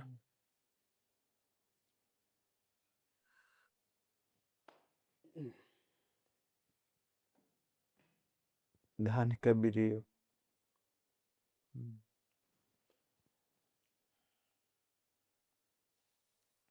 ናብ ካልእ ክንሰግር ናብ በዓል የማነ ካልኦትን ከምኡ ብዙሓት ፍሉይ ነገር ግን ናይ የማነ ይጠቃስ እዩ ብዙሕ ዘይተዛረበሉ ስኻ ከዓ ዓዲ ረኺብካ ኢኻ ከም ወዲ ትሪት ክገብረካ ኣብ ከባቢኡ ክትህሉ ብድሕሪኡ ድሓን ናጽነት ከምጻካ ክንወጽእ ኣብ ስምዒት ናጽነት ኣረእሽ ሶሪ እኮ ብድሕሪኡ ብዝኾነ ከም ዝብለካ ድሓን ደይንቐጽላ ካብኣይ ክኸይድ ማለት ክስታይ ከዓ ክተኣሰረለይ ከይጋገ ምስቲ ዝነበረና ዋዒ ምስቲ ገለ በዓል ችኮ ዘየም ነይሮም ኣንጎለይ ኣሎ ስመሓሩ ሕጂ ተሰዊዩ በዓል ወዳዊት ኣለዉ ካልኦት ብዙሓት በዓል ኦሮሞ ሓጓዳይ ነይሩ ዶ ሽዑ ሓጓዳይ ኣለዉ ቦታትና እንዲም ሰም ድምዕብየምና ሕጂ ብዝኾነ ንኽፍቲ ዓሊም ክኸዱ ኣለዎም ተባሂሉ ንሕና ትዕድመውን ኣኺል እዩ ኣለሲ ጎቢዝና ኢና ኩሉ ነገር ኢና ንፈልጥ ጎስጓስ ዘየድልየና ኣብ ሰውራ ዝዓበና ስለ ዝኾንና ከዓኒ ካብቶም ጎስጓስ ዘየድልየና ህዝባዊ ግንባር መን እዩ ስለምንታይ ንጋደል ኣለና ዘየድልየና ዓይነት ሰባት ኮይና ኢና ተሃኒፅና ሕድመን ጥዕና ንሃቦም እምዳድ ውድብ ጽቡቕ ገይሮም እዮም ተንከባኺቦም ዕብየምና ካብኡ ንተዓሊም ከይድና ኣብ ተዓሊም ቀጣን ኢና ንኸይድ ኣብ ቀጣን ሕጂ ሚክሲ ብወዓት ሕውስ ዋሲ ድመጽእ ካብ ኣስመራ ድመፁ ናጽነት ኮይኑስ ኦሬዲ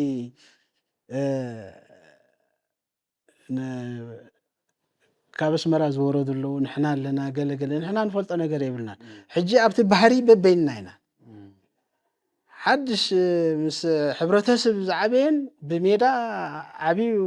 ዝተራኸበን ኣብ ባህሊ ሕጂ ረአዮ ኩሉ ነገርሲ ዝኾነ ነገር ኢና ደይንፈልጥ ንሕና ሕማቕ ነገር ኣይንፈልጥን ኢና ሕማቕ ዝገበረ ፊት ንፊት ኢኻ ትነቕፎ حما أزجبر خمزين كمزة نبعل ولا أبت أما جاك بخا أبت ديسيبلين ناي وفر يكون عنشي تخطو فرجة قال بزخون تعليمنا ودينا أنا كابتم أوزنبر مالتي بعل مناسي زبهالو خاب دك ما يتمنايم أو تلاني نايم أيري ببهال أبزي كل سرعة عشان شدش حجة أبز مبرق ناي سبورت تاشمو أبتقوم تاتي نتفعله مثلا يتعلم أيري يسيف أبهال بدحري أبز ناي ورار ناي ويانة مال تسوي بحلفه أبز ناي بعد ما تسوي سميعي مزيم تلالينا أنا كفل سراويت 9 سالشاي بريجيد مس موكي باريا دوزع مالتي مس موكي باريا توزعه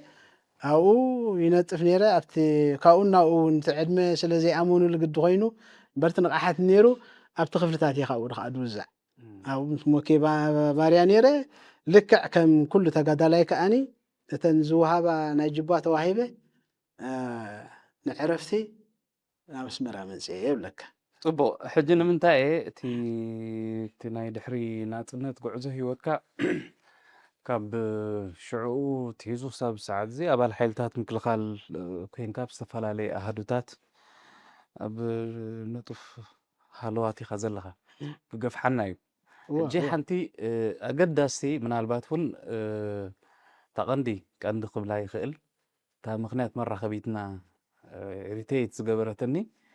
زعبا خل على القاع هذا يزبط طبو تحجزني خاب كل تشحن شدشتن حموشن كبابي تقول بسيلو عدمس مرجعها خوينو تناي مرعى قداي مزي تشحن شدشتن مش بالله حجيتي أفت محبراوي هو كان متى حرقة حتوتات تنزدلين كسعباني هذا إيش هو حجي أب كفل سراويت 25 كوينو أب بالخباب بشكوى نانيرنا أب بشكوى أب تابع عمر طويل ويدما جزا قباي زبها البوتا أو خم أهدو أبال فلسراويت 25 سالساي برجيد سالساي بطلني قدامي حيلي حجيت حيلنا أب ندابي شفر زبها الجزا قدم جزء زنبرت دحر بستفعل مغنيات زقدفة وين سراويت النتهم قدمينا زنبروا على يلو قديفوا أخون أقديا برخ زبالت قوبيا أو إنا نيرنا حجي تهيوتنا مستم سيفل بحنسابيتي تايد بهالنا قطر بحنسابينا نوعل مشيت كاس سرحنا لنا مالتي حجي بزهمو تزي أنا قال سب يتمت أفتح محبرة وسلز بالكان اللي قد تاو خاطرلي زاقل عزيا يتمتا يبهجا بزخانة سدراخ أني هو خنلو كمر علني كزمت كم زلنا نخاني نوي حق زي بقى يلمون النيرميم دفيرة جن كأتوا هاي كألكون مخنياتون تحس كأخمرعو دحر مرعى زلو أجماسي خبردهم اللي زبلا تحساس وهذا برسي سلزلو ولا ما زري يديون بعلا كمرعو كتاتسفيت وديعت بالنيرة بزخانة مستقدركو حدا معلتي ني شامبوك أخي دمو خنزولا كاتم سدرانا ناي أحوات ود خبر أبا أصل زلو بعد حاوبي سفازجي بعد حاوبي جر أملاخ أو أصل زلو نوعاتهم خيد أنت قال أحد يخنا مرعو كاينا بلين immediately هندبت هو يلكم هو لومي كنو داينا زيا دحين بالخبركم سيلا أنا قاعد فيره يا أطفال مالتي مسوم كاني عندهم ود غش بهالكا ود حاوبه كام سمعله حسابنا حجي أناش بقى هم حاسبكم الله وما دحين قصرا نقبر مني هذا معلتي مدباتنا نودب تتحيزنا خاني أبتبصحكم ديهم أبقى لخانا أتو مسبلكم نو حجينا نخيل حجي قال من تحشو حجي نمرز immediately هندبت وبعلهم كتم تلاقوا ما نزا 5 مسألة قال الله زتموتكوا نو السخات المساسي أي تخوننا نحنا هنا خنا مسألك صفت والع 5 يلم بزخون استمرت تقول خنا مسألك هنا مو ده حد يسمع مولو حجي عنده وده حاوبي جبارن تلو ده يسمع نسمع أيامه ندحر فتينا يصبو تزيفتينا خا أبتا نحن زفتنا نؤتوه هو مو بقى نقرنا بلن هاجر إليه بعلت بيتي هاجر يا شما هاجر من هاجر زورو قال شفر قال شفر زي عركنا هو شفر انت يا مخانو نبعلت بيتي تفلت عادي خايب لأن حجي تحاوبي أنا فلتني أديلة تخيدان لا أنا فلتني يقول بل أديلة تخيدان حفت الشفر من الشفرة نعيك أبعلت بيتي حجي نتي حفتها سلزخونة تايت مرعواني قال لي أيكونن أنا زبق مريض كان لها زودي حج نبقس زني أبوتاتنا بتاع طعمي وصارادو نعلت كند زودو خمس زودو نكبر بحال نجر يلا نخيد بهاي خيرنا حراي نخيد كابشان بقو ما أوتوبس شت اقرنا خلنا تاي أوتوبس نخيد راح عبيتو كايم دك 7 عامتين نخيد ونخيد ولو تغينا بشكا خيرنا أبو شكا يصنحن أبي يصنحن دنبه أبدنبه يمزنبرو تريت اللوا أحلوا أتقللوا لك ساعة شد الشنفرعان يخون أو نعت مالتي أفت دنبنا أتو كم زبلك نحنا أبزل على لنا جزء ساتون كاب تحتينا له تاندا بشفر أبزي أبزو حل بسنح أبي شفر سلامات دا شفر مرحبا ولا عاد حبوز يقوم ثوبلو دحان يقوم دا دحينا أبا خلق قرفت عرفها بيلوس أبو ستيم ما يم أقرم تحاسيبهم تهزروا جمروا أنا حجبي له أفتال عليهم تجزانا سبتال عليهم حنت كرمت الله ورجي لفتح تحتيهم كوفي لسمع له ده عندهم ده عد حوجنا بزمتهم ده حنينا ما خدا نحنا ده قال كهبنا خلنا كاينا هو ما نعلكم ده يتمر عوى تسفعلا زود نقصه ونعلل عندنا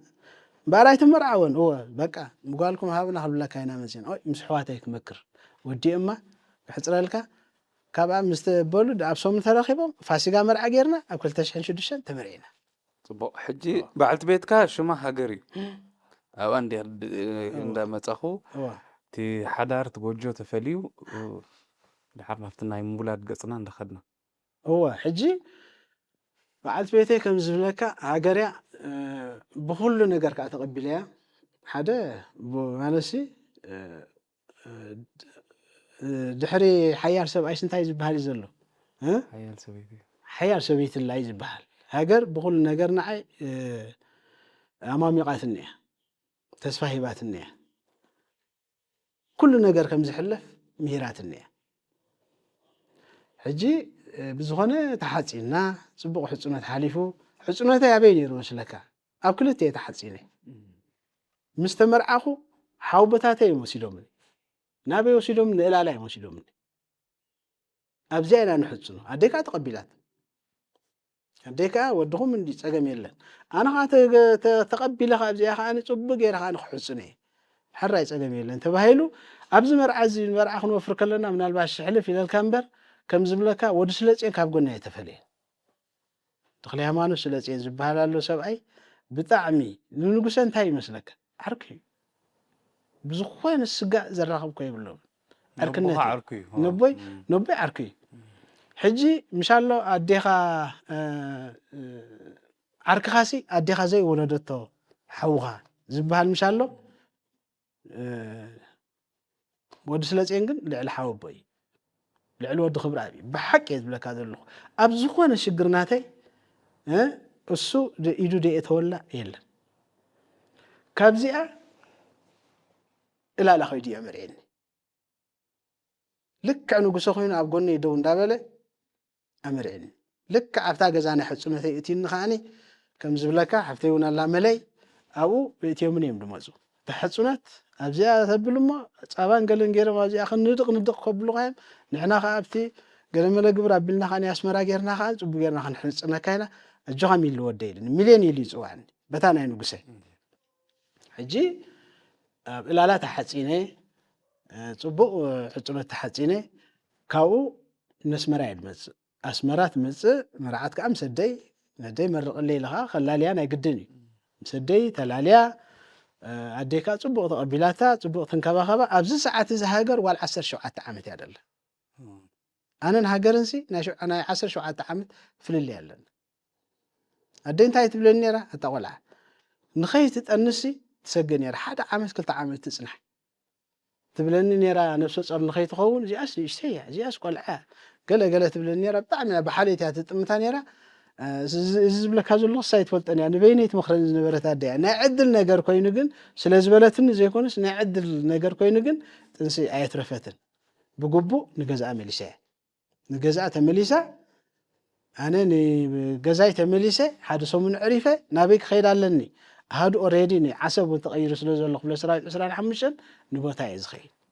بوتاي مسكوتكو دارجا خلت عمد 3 عامات تفلالينا مس هاجر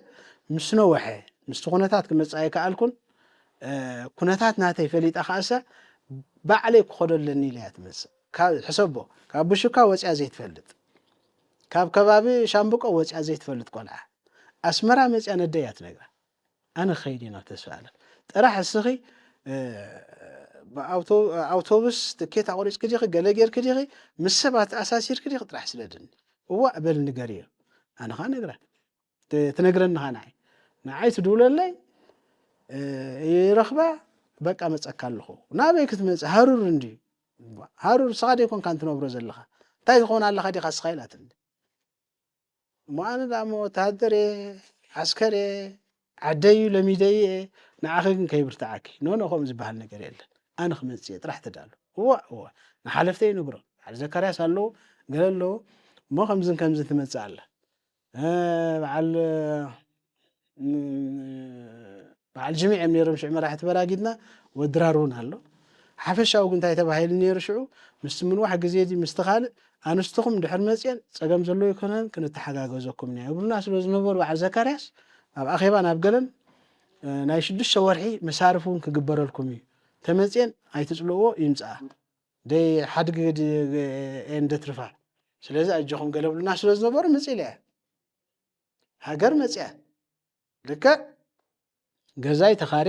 ዓሰብ ብሩኽ ዓዲ ብቤት ቅርሺ ገዛ يركب 50 قرش كمان بالحري 100 خوين نمبر ب 50 قرش ገዛ يركب مزا كبرت بعلت بيتي دارجا أو كم بحدش أب حزمت هادثات هادنا علي ملي ندبلنا زدرين نخون نمصنا بحنساب ننبر أمونغو خمزين لهلنا خلنا خاني يتنمني نبرنا خات انسي يمص مالتي انسي يمص لك اب دارجا بشد شورها شعو يخمل سحاسي باني افلط ايلن قال حرقص قص منقدي قلمل خاص اقامي كيبل سلازبولنا حكايم كم سرعه دحتم يخيد دحتم كيده نفس صريا زلا مسولني واي تمسغن مخسر دار نو حجه يتنقسقس زخونه ነገር كيتب مغدا اتدق قرب كترالو المهم ناي 4 5 ورحس كغبرالو دحريو صقمي بلكا مستبحالكو انا لك تصبي 5 ورحي مس جبرت هاجر بقى خنبقسينا حجي غزا كنكيدينا نعاون افقدم لي سلازلو حيزك خيد يبلا نبرت قلمل عفش ما فيش لازنبرني نعاب مكينه غير يسد انا بمركب غير باصع كباصع اسمرا غزانا تصنحني كاب غزانا خاني من الباج تني حرسن قالن كيبل قال بوكار كان اب غزا تحرس الله سلازبال انا تخيل نابي وسيده عديد وستا نعدو وسيده غزاي مص اب اسمرا خلخو هاجر تحرس مالتي بتزمو غوز نورك ولا خا يمص ودمي لخا شي ماوزيلو حجي تي اسمعتينا بودب جميرنا لنا دحن ناي بعلت بيت كاكوا بسدرا قال سلازخونه ግን زامت سلازخونه فلما ودب إلكا أوتي خلو ودب زوتر شمي مالسي ودب تبريخا زعرستا يمخنن دحر خندي واني خلاي ولاد دمصاكم دلو هو دارغا 4 عامات خوين ودب وديسي اب 2010 علات كلتا ورا حدا يزولت حجي دحر 4 عامات ينا رخيبنا والله ياخذ لك هذا لي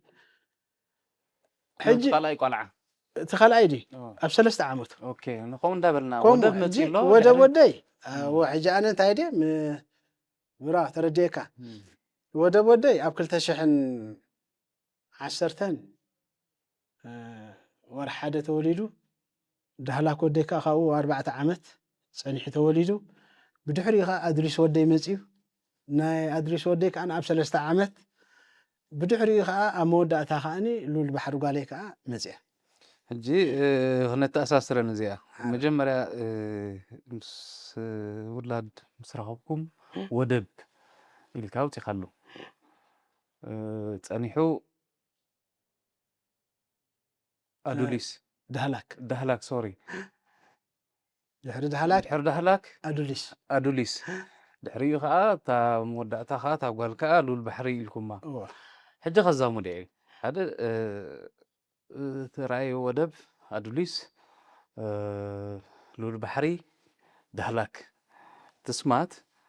ምስ ናይ ባሕርን ምስ ኣሎ ትርጉም ኣለዎ እንድዩ ምክንያቱ እንታይ ክንድኡ ናይ ስምዒት ምትእሳር ስለ ዘለካ እዩ እዚ ስም እዚ ሽዑ ትመርፅ ሓደ ክልተ እኮ መገረመን ክኸውን ይኽእል እዚ ግን ከምዚ ታርጌትሊ ብዕላማ ዝገበርካዮ መሲሉ ይስማዓኒ እሞ ብኸመይ ምኽንያት ትገብሮ እወ ሕጂ ድሓን በታ ናይ ኣጋጣሚ ንክንጅምር እወ ሃገር ከም ዝብለካ ኣብ 1991 እያ ተወሊዳ ዝብለካ በዓልቲ ቤተይ ኣብ 91 ተወሊዳ ሕጂ 91 ከዓኒ ኣብዚ እዋን እዚ ኣብ ሻምበቆ ኣብቲ ሕክምና ናይ ሻምበቆ ከዓ ተጋደልቲ ህዝባዊ ግንባር ኣትዮሞስ ድሮ ሓካይም ኣትዮም ኣለዉ ኣብቲ ሆስፒታል ሓማተይ ከዓ ክትሓርስ ኢላ ነብሰ ፀር ስለ ዝኾነት ናብኡ ትኸይድ ናብኡ ክትሓርስ ኢላ ምስ ከደት ተጋደልቲ ቅድሚኡ እቲ ጋጣሚ ርአየ ሕጂ እዚ ድሒረ ድፈለጥክዎ እዩ ቅድሚ ናፅነት ቀሪባ ስለ ዘላ እብል ነይሩ ኣቦይ ሽፈር ሓሙይ ማለት እዩ ናፅነት ቀሪባ ስለ ዘላ ወይ ናፅነት ክንብላ ኢና ወይ ሃገር ክንብላ ኢና እዛ ቆልዓ ወዲ ይኹን ጓል ከምዚ ክንብሎ ኢና ይብላ ነይሩ ኣጋጣሚ ኮይኑ ርአየቲ ምትእስሳር ሕጂ ኣነ ኣብዚኣታ ንዓይ ተሐጉሰኒ ልክዕ ክትሓርስ ኢላ ምስ ከደት ከዓኒ ኣትናደይ ኢልዋ ዝተጋዳላይ ምስ ሃገር ትመፅእ ስለ ዘላ እዛ ጓል ክንሲ ሃገር በልያ ኢልዋ ልክዕ ሃገር ካ ኢላታ ክሳብ ሕጂ ሃገር ተባሂላ ትፅዋዕ ኣላ እዚ ናይ በዓልቲ ቤተይ ይመስል ናይ ወደብ ወደይ ከዓ ሕጂ ክልተ ዕላማ እዩ ዘለዎ ሓደ ብዕላማ እየ ገይረዮ ልክዕ ብዕላማ እየ ገይረዮ ደቀዚ መንነት ከይረኣኻ መንነቶም ከይረኣየ ዝኾነ ብደገ ድመፅእ ሰብ ኣስማቶም ፈሊጡ ጥራሕ ኤርትራውያን ምዃኑ ክፈልጥ እየ ዝደሊ ኣነ ዳህላክ ተይልዎ ሓደ ሱዳናዊ ዳህላክ ሽመይ ተይልዎ ኤርትራዊ ምዃኑ መንነት ኣይድልየካን ኣድሪስ ተይልዎ ንባዕሉ ኣድሪስ ካልእ ኣድሪስ የለን እኮ ናይ ሉል ባሕሪ ጓለይ ከዓኒ ዕላማ ኣለዎ ቀሲልና ክንመፅእ ኢና ሕጂ ቀንዲ ከምዚ ዓይነት ኣስማት ዘውፃኒ ምክንያት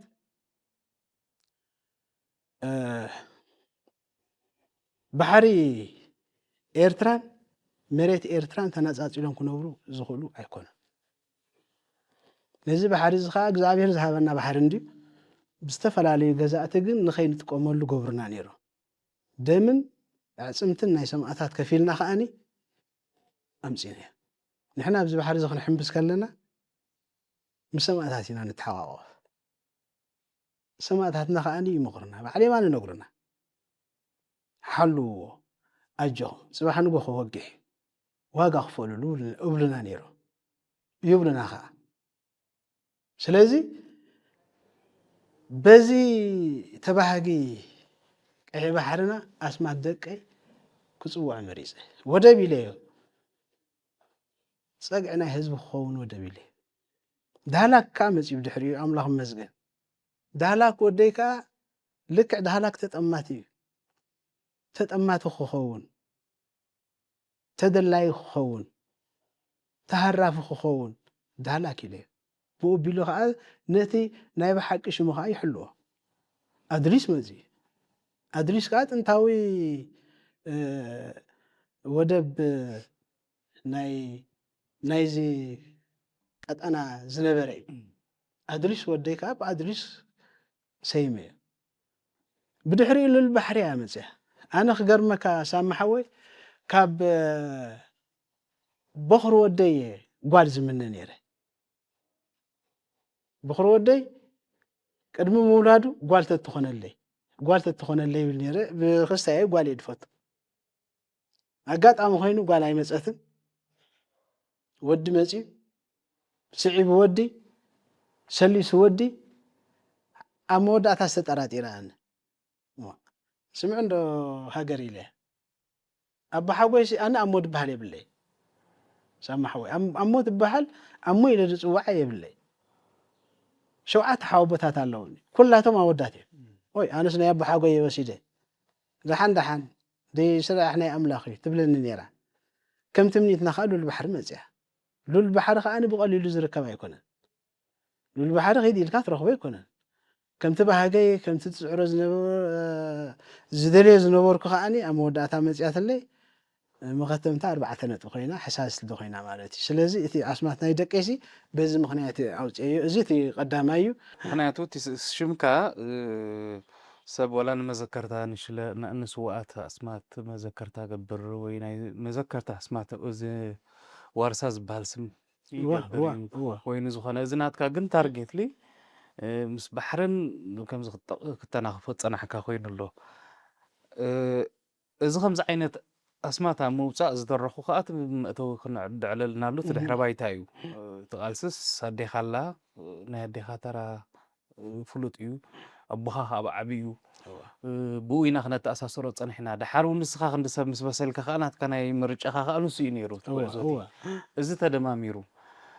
نايزي أخا زيادة أو خدرع خا زخالين يدقمو يزلو ندقمو ينادلنا كأسرو سلز دلو خيه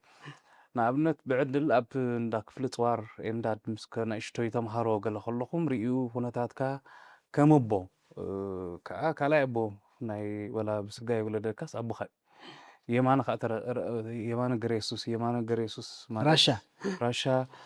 هبتم عبيتي التاريخ نحبنا لهم جدانو نايب كراشا تماهيرو ميدا متيو دحر نايك فلي أطوار ناي ود ملو حلافي أبر ما أكلاش ما قل زنبر يمان خا أدحر سرحيت فنقل كنتات كبلي مسكدا خا أباص عيب دبداب نفرتي سوا أبحري جي بزلو تدحر بايتا نايس درخا سخا أو دحر كأخيد كا دريخو كا ولا تنكفا بالكالينير كأخا أبوال حنتا بزربا أتي كنا ناي بحري إرترا مريت إرترا كله جن حجي من البات حجو كان يكون أسكال محجي نيروي مو قالوا كان قداي يلن أبز خبابينا بحر زبل حجي خاتي حمام كأمت يلو زي عرف حمامي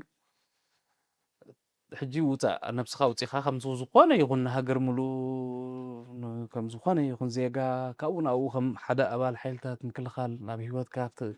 كل قدام جنبار زرلخا مخانكا أبوتو خوينو مالتي مس محبراوي هوت كابز تأساسر ذيك خا زناي بحر نجارات ندبلكا كأخمستات كسمع خلخا كسمعت كخفلتهم دلخو فلوت نجار عندي كم زخانة زيجا جن أباخا خاسي تي أتاچمنت تي من لقاب زيادة حيلي سلازلو كم زخانة زيجا مالتي بشم مس كاجر كختن صبارو تنايس ميت متأثر لك حساب كله زخركا مس مخانكا انت يسمعك خمسات كتب بالكل هو سمعني يعني بزم لك هذاك أي يحبن عندي أفتح خسايك هذا مسأها بدونيش حسابات مسأات بتاع يعني بحري زبل الحمام كا مسئلو إني هال كاني أجي زي أو بزح مسكرنا زاد لي يكون أو تزي تزاربنا حيش أجي زبي إرترا بزحات صلاة ندريو سامحوي بزحات صلاتينا رينا نحنا بسنك صلاتينا زختي من عبينا نحنا بسنك صلاتينا زي عبنا نحنا أب عبيت كلك هالو أب بلصقنا يزبلك هذا بدرجة هجر زي ما عبلنا حجي كابزوم زحلفو كابز قرب كنجمر كاب هايل سلاسي ريو حزب إرترا ندرج ريو حزب إرترا اتزحام قصلا أجن حزب إرترا قد يموزلو إزناي حجي صلاي مغنياتو بلج آتاتو زي تقام عدانا غير زرخوبه بلج آتاتو زي تقام صلاي سنف ناي بحق سنف صلاي قاعد منا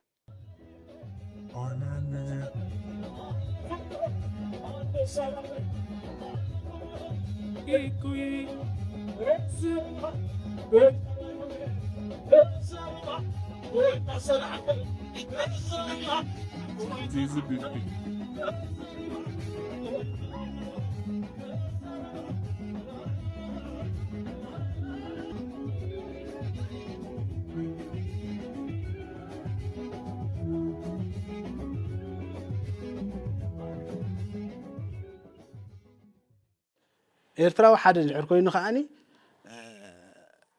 ሓደ ዓብ ሓይሊ ይፈጥር ኣሎ ወላ ሓንቲ ፀገም ዘለዎ ይኮነን ሕጂ ዜርካ ኣብቲ ናይ ዝመፃኻዮ ሕቶ ክመፀካ ኣብቲ ናይ ደቀይ ክምለሰካ ከምዚ ለመውፅአይ እቲ ቀዳማይ ከምቲ ዝገለፅኮይ እቲ ካልኣይ ከዓኒ ኣብ የማንን ኣብ ወዲ ክብሪ ኣብኒ ክመፀካ የማን ከም ዝበልኩኻ ወላ ዓቅድቶይ ነጊረካ ነይረ ባሕርና ፅቡቅ እዩ ባሕርና ከምዚ ይብለኒ ስለ ዝነበረ ከዛውረካ ንባፅዕ ባፅዕ ብጣዕሚ ፅቡቅ እዩ ገፊሕ ባሕሪ ኣለና ከሕምብሰካ ይብለኒ ነይሩ ሓደ እዚ ኣበይ ከተሰው የማነ ንባዕሉ ኣብታ ባሕሪ ተሰውዩ ወዲ ክብሪ ኣብ ከዓኒ ካብ ናይ የማነ ዘይፍለ መስዋእቲ ኣጋጢሞ ከም ዝብለካ ንወዲ ክብሪ ኣብ ታሪክ ናይ ወዲ ክብሪ ኣብ ንኽብርብርሲ ሕጂ እኳ ፅብብ ዝበለ ግዜ ዘለካ መስለኒ ኣዝዩ ገፊሕ እቲ ናይ ወዲ ክብሪ ኣብ ታሪክ ዳርጋ ዘይረኸብኩ ሓላፊ የለን ብቐረባ እትንትን ክብለካ ክገፍሓና እዩ ንዓፀዱ ረኺበ ኮሎኔል ብርሃነ ዓፀዱ ረኺበዮ ድበዝሑ ዝረኸብኩም ኳ ንዓፀዱ ረኺብካዮ እዮም ዝብሉኒ ንዓፀዱ ረኺበዮ ክረኽቦ ከለኹ ቅድሚ ንዓፀዱ ምርካበይ ንወዲ ስሑል እየ ረኺበዮ ወዲ ስሑል ኣብዚ ሕክምና ኢናኤል ደቂሱ ከም ዝነበረ ስለ ዝነገሩኒ ናብ ኢናኤል ከይደ ኣብ ኢናኤል ክጅ ምስ በልኩ ረኺበዮ መን ኢኻ ኣነ ከምዚ መሰልክ ወዲ መን ኢኻ ወዲ ንጉሰ ክብራ ዋዕ እንታ ቆልዓ እስኻ ወዲ ንጉሰ ወዲ ክብራ ኢኻ እወ ኣብኣ ከሎ ካልእ ማልኸይ ተዛረበ ንሓዉ ብርሃነ ድሽሙ ሓዉ ንወዲ ስሑል ንክብሮ ኣየናይ ወዲ ስሑል ተሰዊ ደሎ ብርሃነ እዩ ብርሃነ እቲ ሓደ ን16 ክብሮም እኮ ክብሮም ንክብሮም ብሎ ናብ መን ደው ኢሉ ናብ ሓዊ ደው ኢሉ ድውል ኣቢሉ ኣንታ ንድሕሪት እየ ክመልሰካ ብሎ ብዛዕባ ምንታይ ኣንታ ከምዚ ኢሉ ወዲ ንጉሰ ክብራ ትፈልጦ እንዲኻ ብርጌድ 44 በጠሎን ሓደ ወዲ እንዲመፂኒ ኣበይ ኣሎ ምሳይ ኣሎ ብዚ ኢናኤል እንታይ ካ ዛረብ ዘለኻ እሞ ደሓኒ ታሪክ ናይ ኣቦ ሓቲት ይመፂኒ ምስ በሎ እሞ ወዲ ክብሪ ኣብ ዳሞ ልዕሊ ዓፀዱ ዝፈልጦ ኣሎ ድዩ ናብ ዓፀዱ ስደዶ ኢልዎ ዓቕሙ ከዓ ወዲ ስሑል ድሕሪ ወዲ ክብሪ ኣብ ዕጥቂ ኣይተዓጥቀና ተቆልዓ ኢልኒ ከም ኣቦኻ ኹን ገጥበል ወዲ ክብሪ ኣብ ብሕፅር ዝበለ ሕጂ ተፀሊእኒ ስለ ዘሎ ብዛዕባ ወዲ ክብሪ ኣብ ነዊሕ እውን ክዛረብ ኣይክእልኒ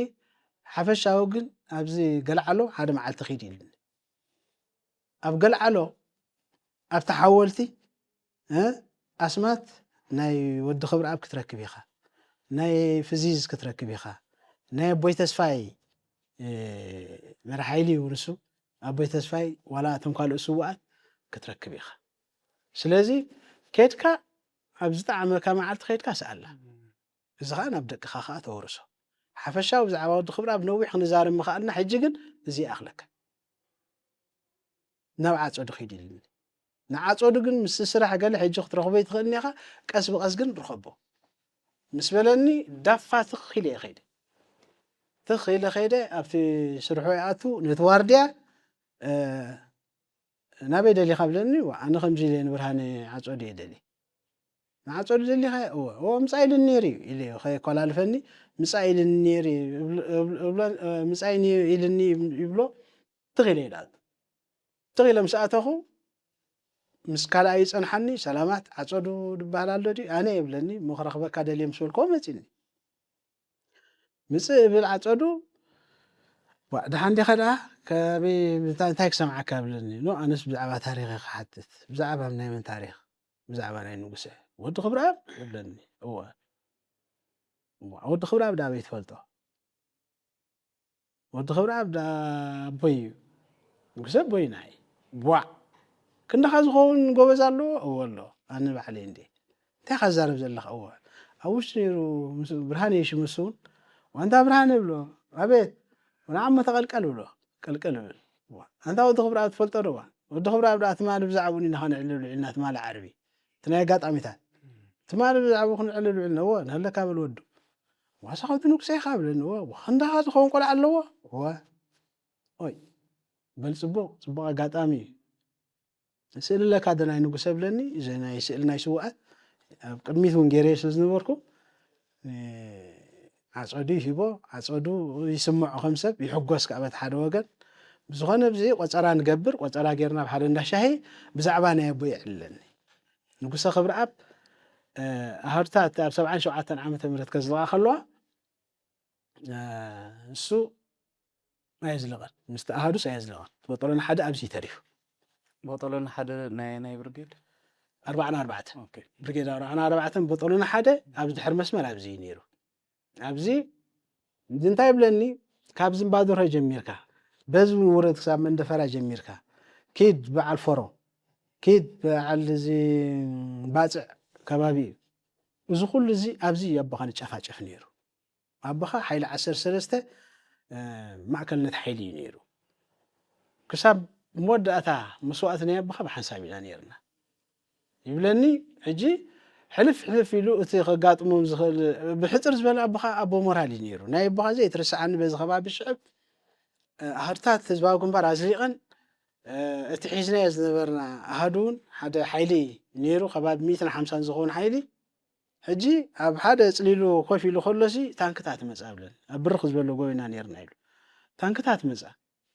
ታንክታት መፃ መዳፍዕ መፅእ ረሽራሽ መፅእ ዘይተኣደነ ሽሸ ሰራዊት ከዓ ንሆ እንዳበለ መፅእ እተጋዳላይ ኣብቲ ባዕታ እዚኦም ዳታ ክንገብሮም ኢና እንታይ ኣንበጣ እዮም እዚኦም ገለ መለ ይብል እሞኒ ኣነ ዘይትርስዓኒ እንታ ወዲ ክብሪ ኣብ ናዓስከ ገለ ብሎስ ምፅእ ብል ፍልይቲ ናይ ኣቦኻ ዘይትርስዓኒ እዋይ እዚ መንግስቲ ዋይ ዝሰውራ ዕድሉ ክፅብቕ ዋይ ወዲ ክብሪ እዚ ኩሉ እዚ ንብረት ሰውራ ክንገብሮ ኢና ቅሶኑ እዚ ናትና እዩ ምስ በሎም እቶም ተጋደልቲ ብምሉኦም ዓሽ ኢሉሲ ኣብ ሓንቲ ደቂቕሲ ነዛ ሞራል ናይታ ሰራዊሲ ሓፍ ኣቢልዋ ስለዚ ንጉሰ ከምዚ እዩ ኣብ በዓል ዓርጎሎ ኣብ በዓል ጊንዳዕ ከም ሕሱም ኣቦኻ ተጨፋጭፍ እዩ ልክዕ ኣነ ከዓኒ ከም ዝብለካ ኣቐዲመ እውን ካብ ዕቢድ በል ሓለፍቲ እውን ረኺበ ስለ ዝነበርኩ እቲ ናይ ኣቦይ ታሪክ ስእሊ ነይርኒ ኣብዚ ከባቢ እዚ ነዊሕ ዓመታት ከም ተጨፋጨፈ ካብዚ ተበጊሰ ከዓ እዞም ቆልዑ እዚኦም ከዓ ምስኡ ዝተኣሳሰር ወደይ ክብሎ ከለኹ ንጉሰይ ይዝከረኒ ኣብ ድሪስ ወደይ ክብሎ ከለኹ የማነ ዝከረኒ ምስ ከምዚ ኣተኣሳሲረ ነዞም ቆልዑ እዚኦም እዚ ኣስማት እዚ ከውፃሎም ክኢለ ክብለካ ደልየ መዓስዩ ልስዋዕ ደሎ ኣብ 80 ዓመተ ምህረት 80 በዚ ደንከል እንድዩ ኣብ ደንከል ኣብ ደር ዓማዲ ደር ዒማድ በሃል ቦታ እዩ ዝስዋዕ ሽዑ ግን ብፍላይ ኣብ 44 እንታ ብኡ ዝነበረት በጠሎን ሓደ ብዙሓት እዮም ተሰውዮም ብፍላይ ካብቶም ሓለፍቲ ከም መራሕ በጠሎን ሒዝካን ነጋሲ ፊዚዝ እሱን ባዕሉ እዩ ተሰውዩ ኣበይ ተስፋይ ኩሉ ሽዑ ሳውዮም ተሰውዮም ንሱ ወዲ ክብሪ ኣባ ዓብዩ እኒሃው ፃሪኻ መወዳእቱስ ማዕልቦ በፂሕካ ስለ ዝኣሲርናየን መስለኒ እታ ነበገስ ዕላልና ኣብ መወዳእታ ንርክብና ክንገብሮ ንፀናሕና ዕላል ለቦዋ ወይ መጠቃለሊ ክትገብረለይ ሕረ ኣነ ኣብ መጨረሻ ከም ዝብለካ ምስጋና እዩ ዘለኒ ድሕር ተፍቅደለይ ኮንካ ማለት እዩ እዎ ሕጂ እንታይ ድዩ ብድሆታት ኣሎ እንዲ መጀመርታ ምሳኹም ዘራኸቡኒ ሰባት ቴድሮስ ወዲ ሸባ ብመንገዲ ገይረ ካብኡ ወዲ ተስፉ ኪሮስ ግራይ መጀመርታ ንዕኡ ተዛሪብዎ እዩ ብመንገዶም ገይረ ዝረኽበኩም ዘለኹ ከም ታሪክ እዚሲ ከምዝን እዩ ምናልባሽ ኣገዳሲ እንተኮይኑ ቁሩብ ስለ ዝኾንከ መፅአኩም ነዚኦም ከመስግኖም ይደሊ ብሽምኩም ካልእ ኣብዚ ናተይ ሂወት ኣብ ናተይ ላይፍ ቆልዑ ኣብ ምዕባይ ከም ኣቦ ኮይኑ ዘመርዓወንን ዘዕበየንን ኣኽሊል ሓወይ ብጣዕሚ እየ ደመስግኖ ኣብ ሸወደን ኣሎ ካብ መርዓይ ጀሚርካ ክሳብ እዞም ቆልዑ እዚኦም ስቲል ናው ድሕሪ እጅኻ ኣምላኽ ፈልጥ ክሳብ ሕጂ ዘተዓብየን ዘሎ ሳምሶም ሓወይ እዩ ኣብዚ ኣኽሊል ኢና ንብሎ ኣብኡ ሳምሶም እዩ ዝበሃል ኣብቲ ኣብ ዘርኡ ወዲ ሓኒታይ በዚ ኣጋጣሚ ከይመስገንኮ ክሓልፍ ኣይደልን እቶም ደቀይ ኣብ ግዜ ፀገሞም ኣደይ መለይ ዝብሎም እውን ንስ እዩ ስለዚ ምስጋና ይግብኦ እዩ ንሰይቲ ሓወይ ሩታ በርሀ በዚ ኣጋጣሚ እዚ የመስግና ከምኡ እውን እንዳበይ ስዩም ብምልኦም ኣብ ደገን ኣብ ውሽጥን ዘለዉ ከይመስገንክዎም ክሓልፍ ኣይደልን ንምምልኦም ደቆ ይወልደ ስሉስ ከዓ በዚ ኣጋጣሚ እዚ የመስግን ከምኡ እውን በዓል ዮሴፍ በዓል ጎንፊ በዓል ኣምባሳጀር ስዩም ዕሩኽተይ መታዓቢተይ ደቂ ፀፀራት ምስ ኩሎም ኣሕዋቶም እዚኦም ከዓ ከመስግኖም ንደሊ ቴንኪዩ እሞ ተስፌ ኣዝየ መስግነካ ይቐኒልና እቲ ፍሉይነት ብመሰረቱ ዘበገሶ እቲ ናይ ኣስማት ደቅኻ ምስ ባሕርን ምስ ገለን ሕጂ ብዛዕባ ትርጉምን ኣእምርን ባሕሪ ንዓና ንኤርትራውያን ምስ ታሪክና ኣይኮነን ግን ኣለዉ ሕልፍ ዝበሉ ሰባት ከኣስ ክንድኡ ደረጃ ብደቅኻ መዓልታዊ ክትፅውዖም ከለኻ ሲ ኩሉ ግዜ ኣሎ መንፈስካ ስምዒትካ ናይ ስምዒት ምትእስሳር ስለ ዘለዎ ፍሉይነት ዘለዎ ኮይኑ ስለዚ ረኸብናይ ኢና ተረዳዲእና ትዕላል ጌርናዮ ካብ ዕላልና ንዕኡ ንምትሓዝ ከዓ እቲ ድሕረ ባይታኻ እቲ ናብኡ ዘምርሐ ድሕረ ባይታ እንታይ ይመስልካ ኣሲርናዮ እዚአን ርክብና ፅቡቕ ዝርዝራዊ መግለፂ ሂብካና ይቐኒለይ ክብረት ሃበለይ ንግዜኻ ዝኸበርኩም ተኸታተልትና ምስ ተስፋ ኣለም ንጉሰ ክነካይዶ ፀናሕና ዕላል እዚ ክትከታተሉ ፀናሕኩም እዩ ከምዚ ክጠቕሶ ፀናሕኩ እቲ ፍሉይነት ናይ ተስፋ ኣለም ካብቲ ኣስማት ምውፃእ ናይ ደቁ ትሒዝናስ ብድሕሪኡ ምስ ትቕድሚኡ ዝነበረ ድሕረ ባይታ እውነት ተኣሳስሮ ፈቲና ካብ ዕላልና ገለ ቁም ነገር ገለ ጨቢጥኩም ክትኮኑ ሰብ ተስፋ ኢና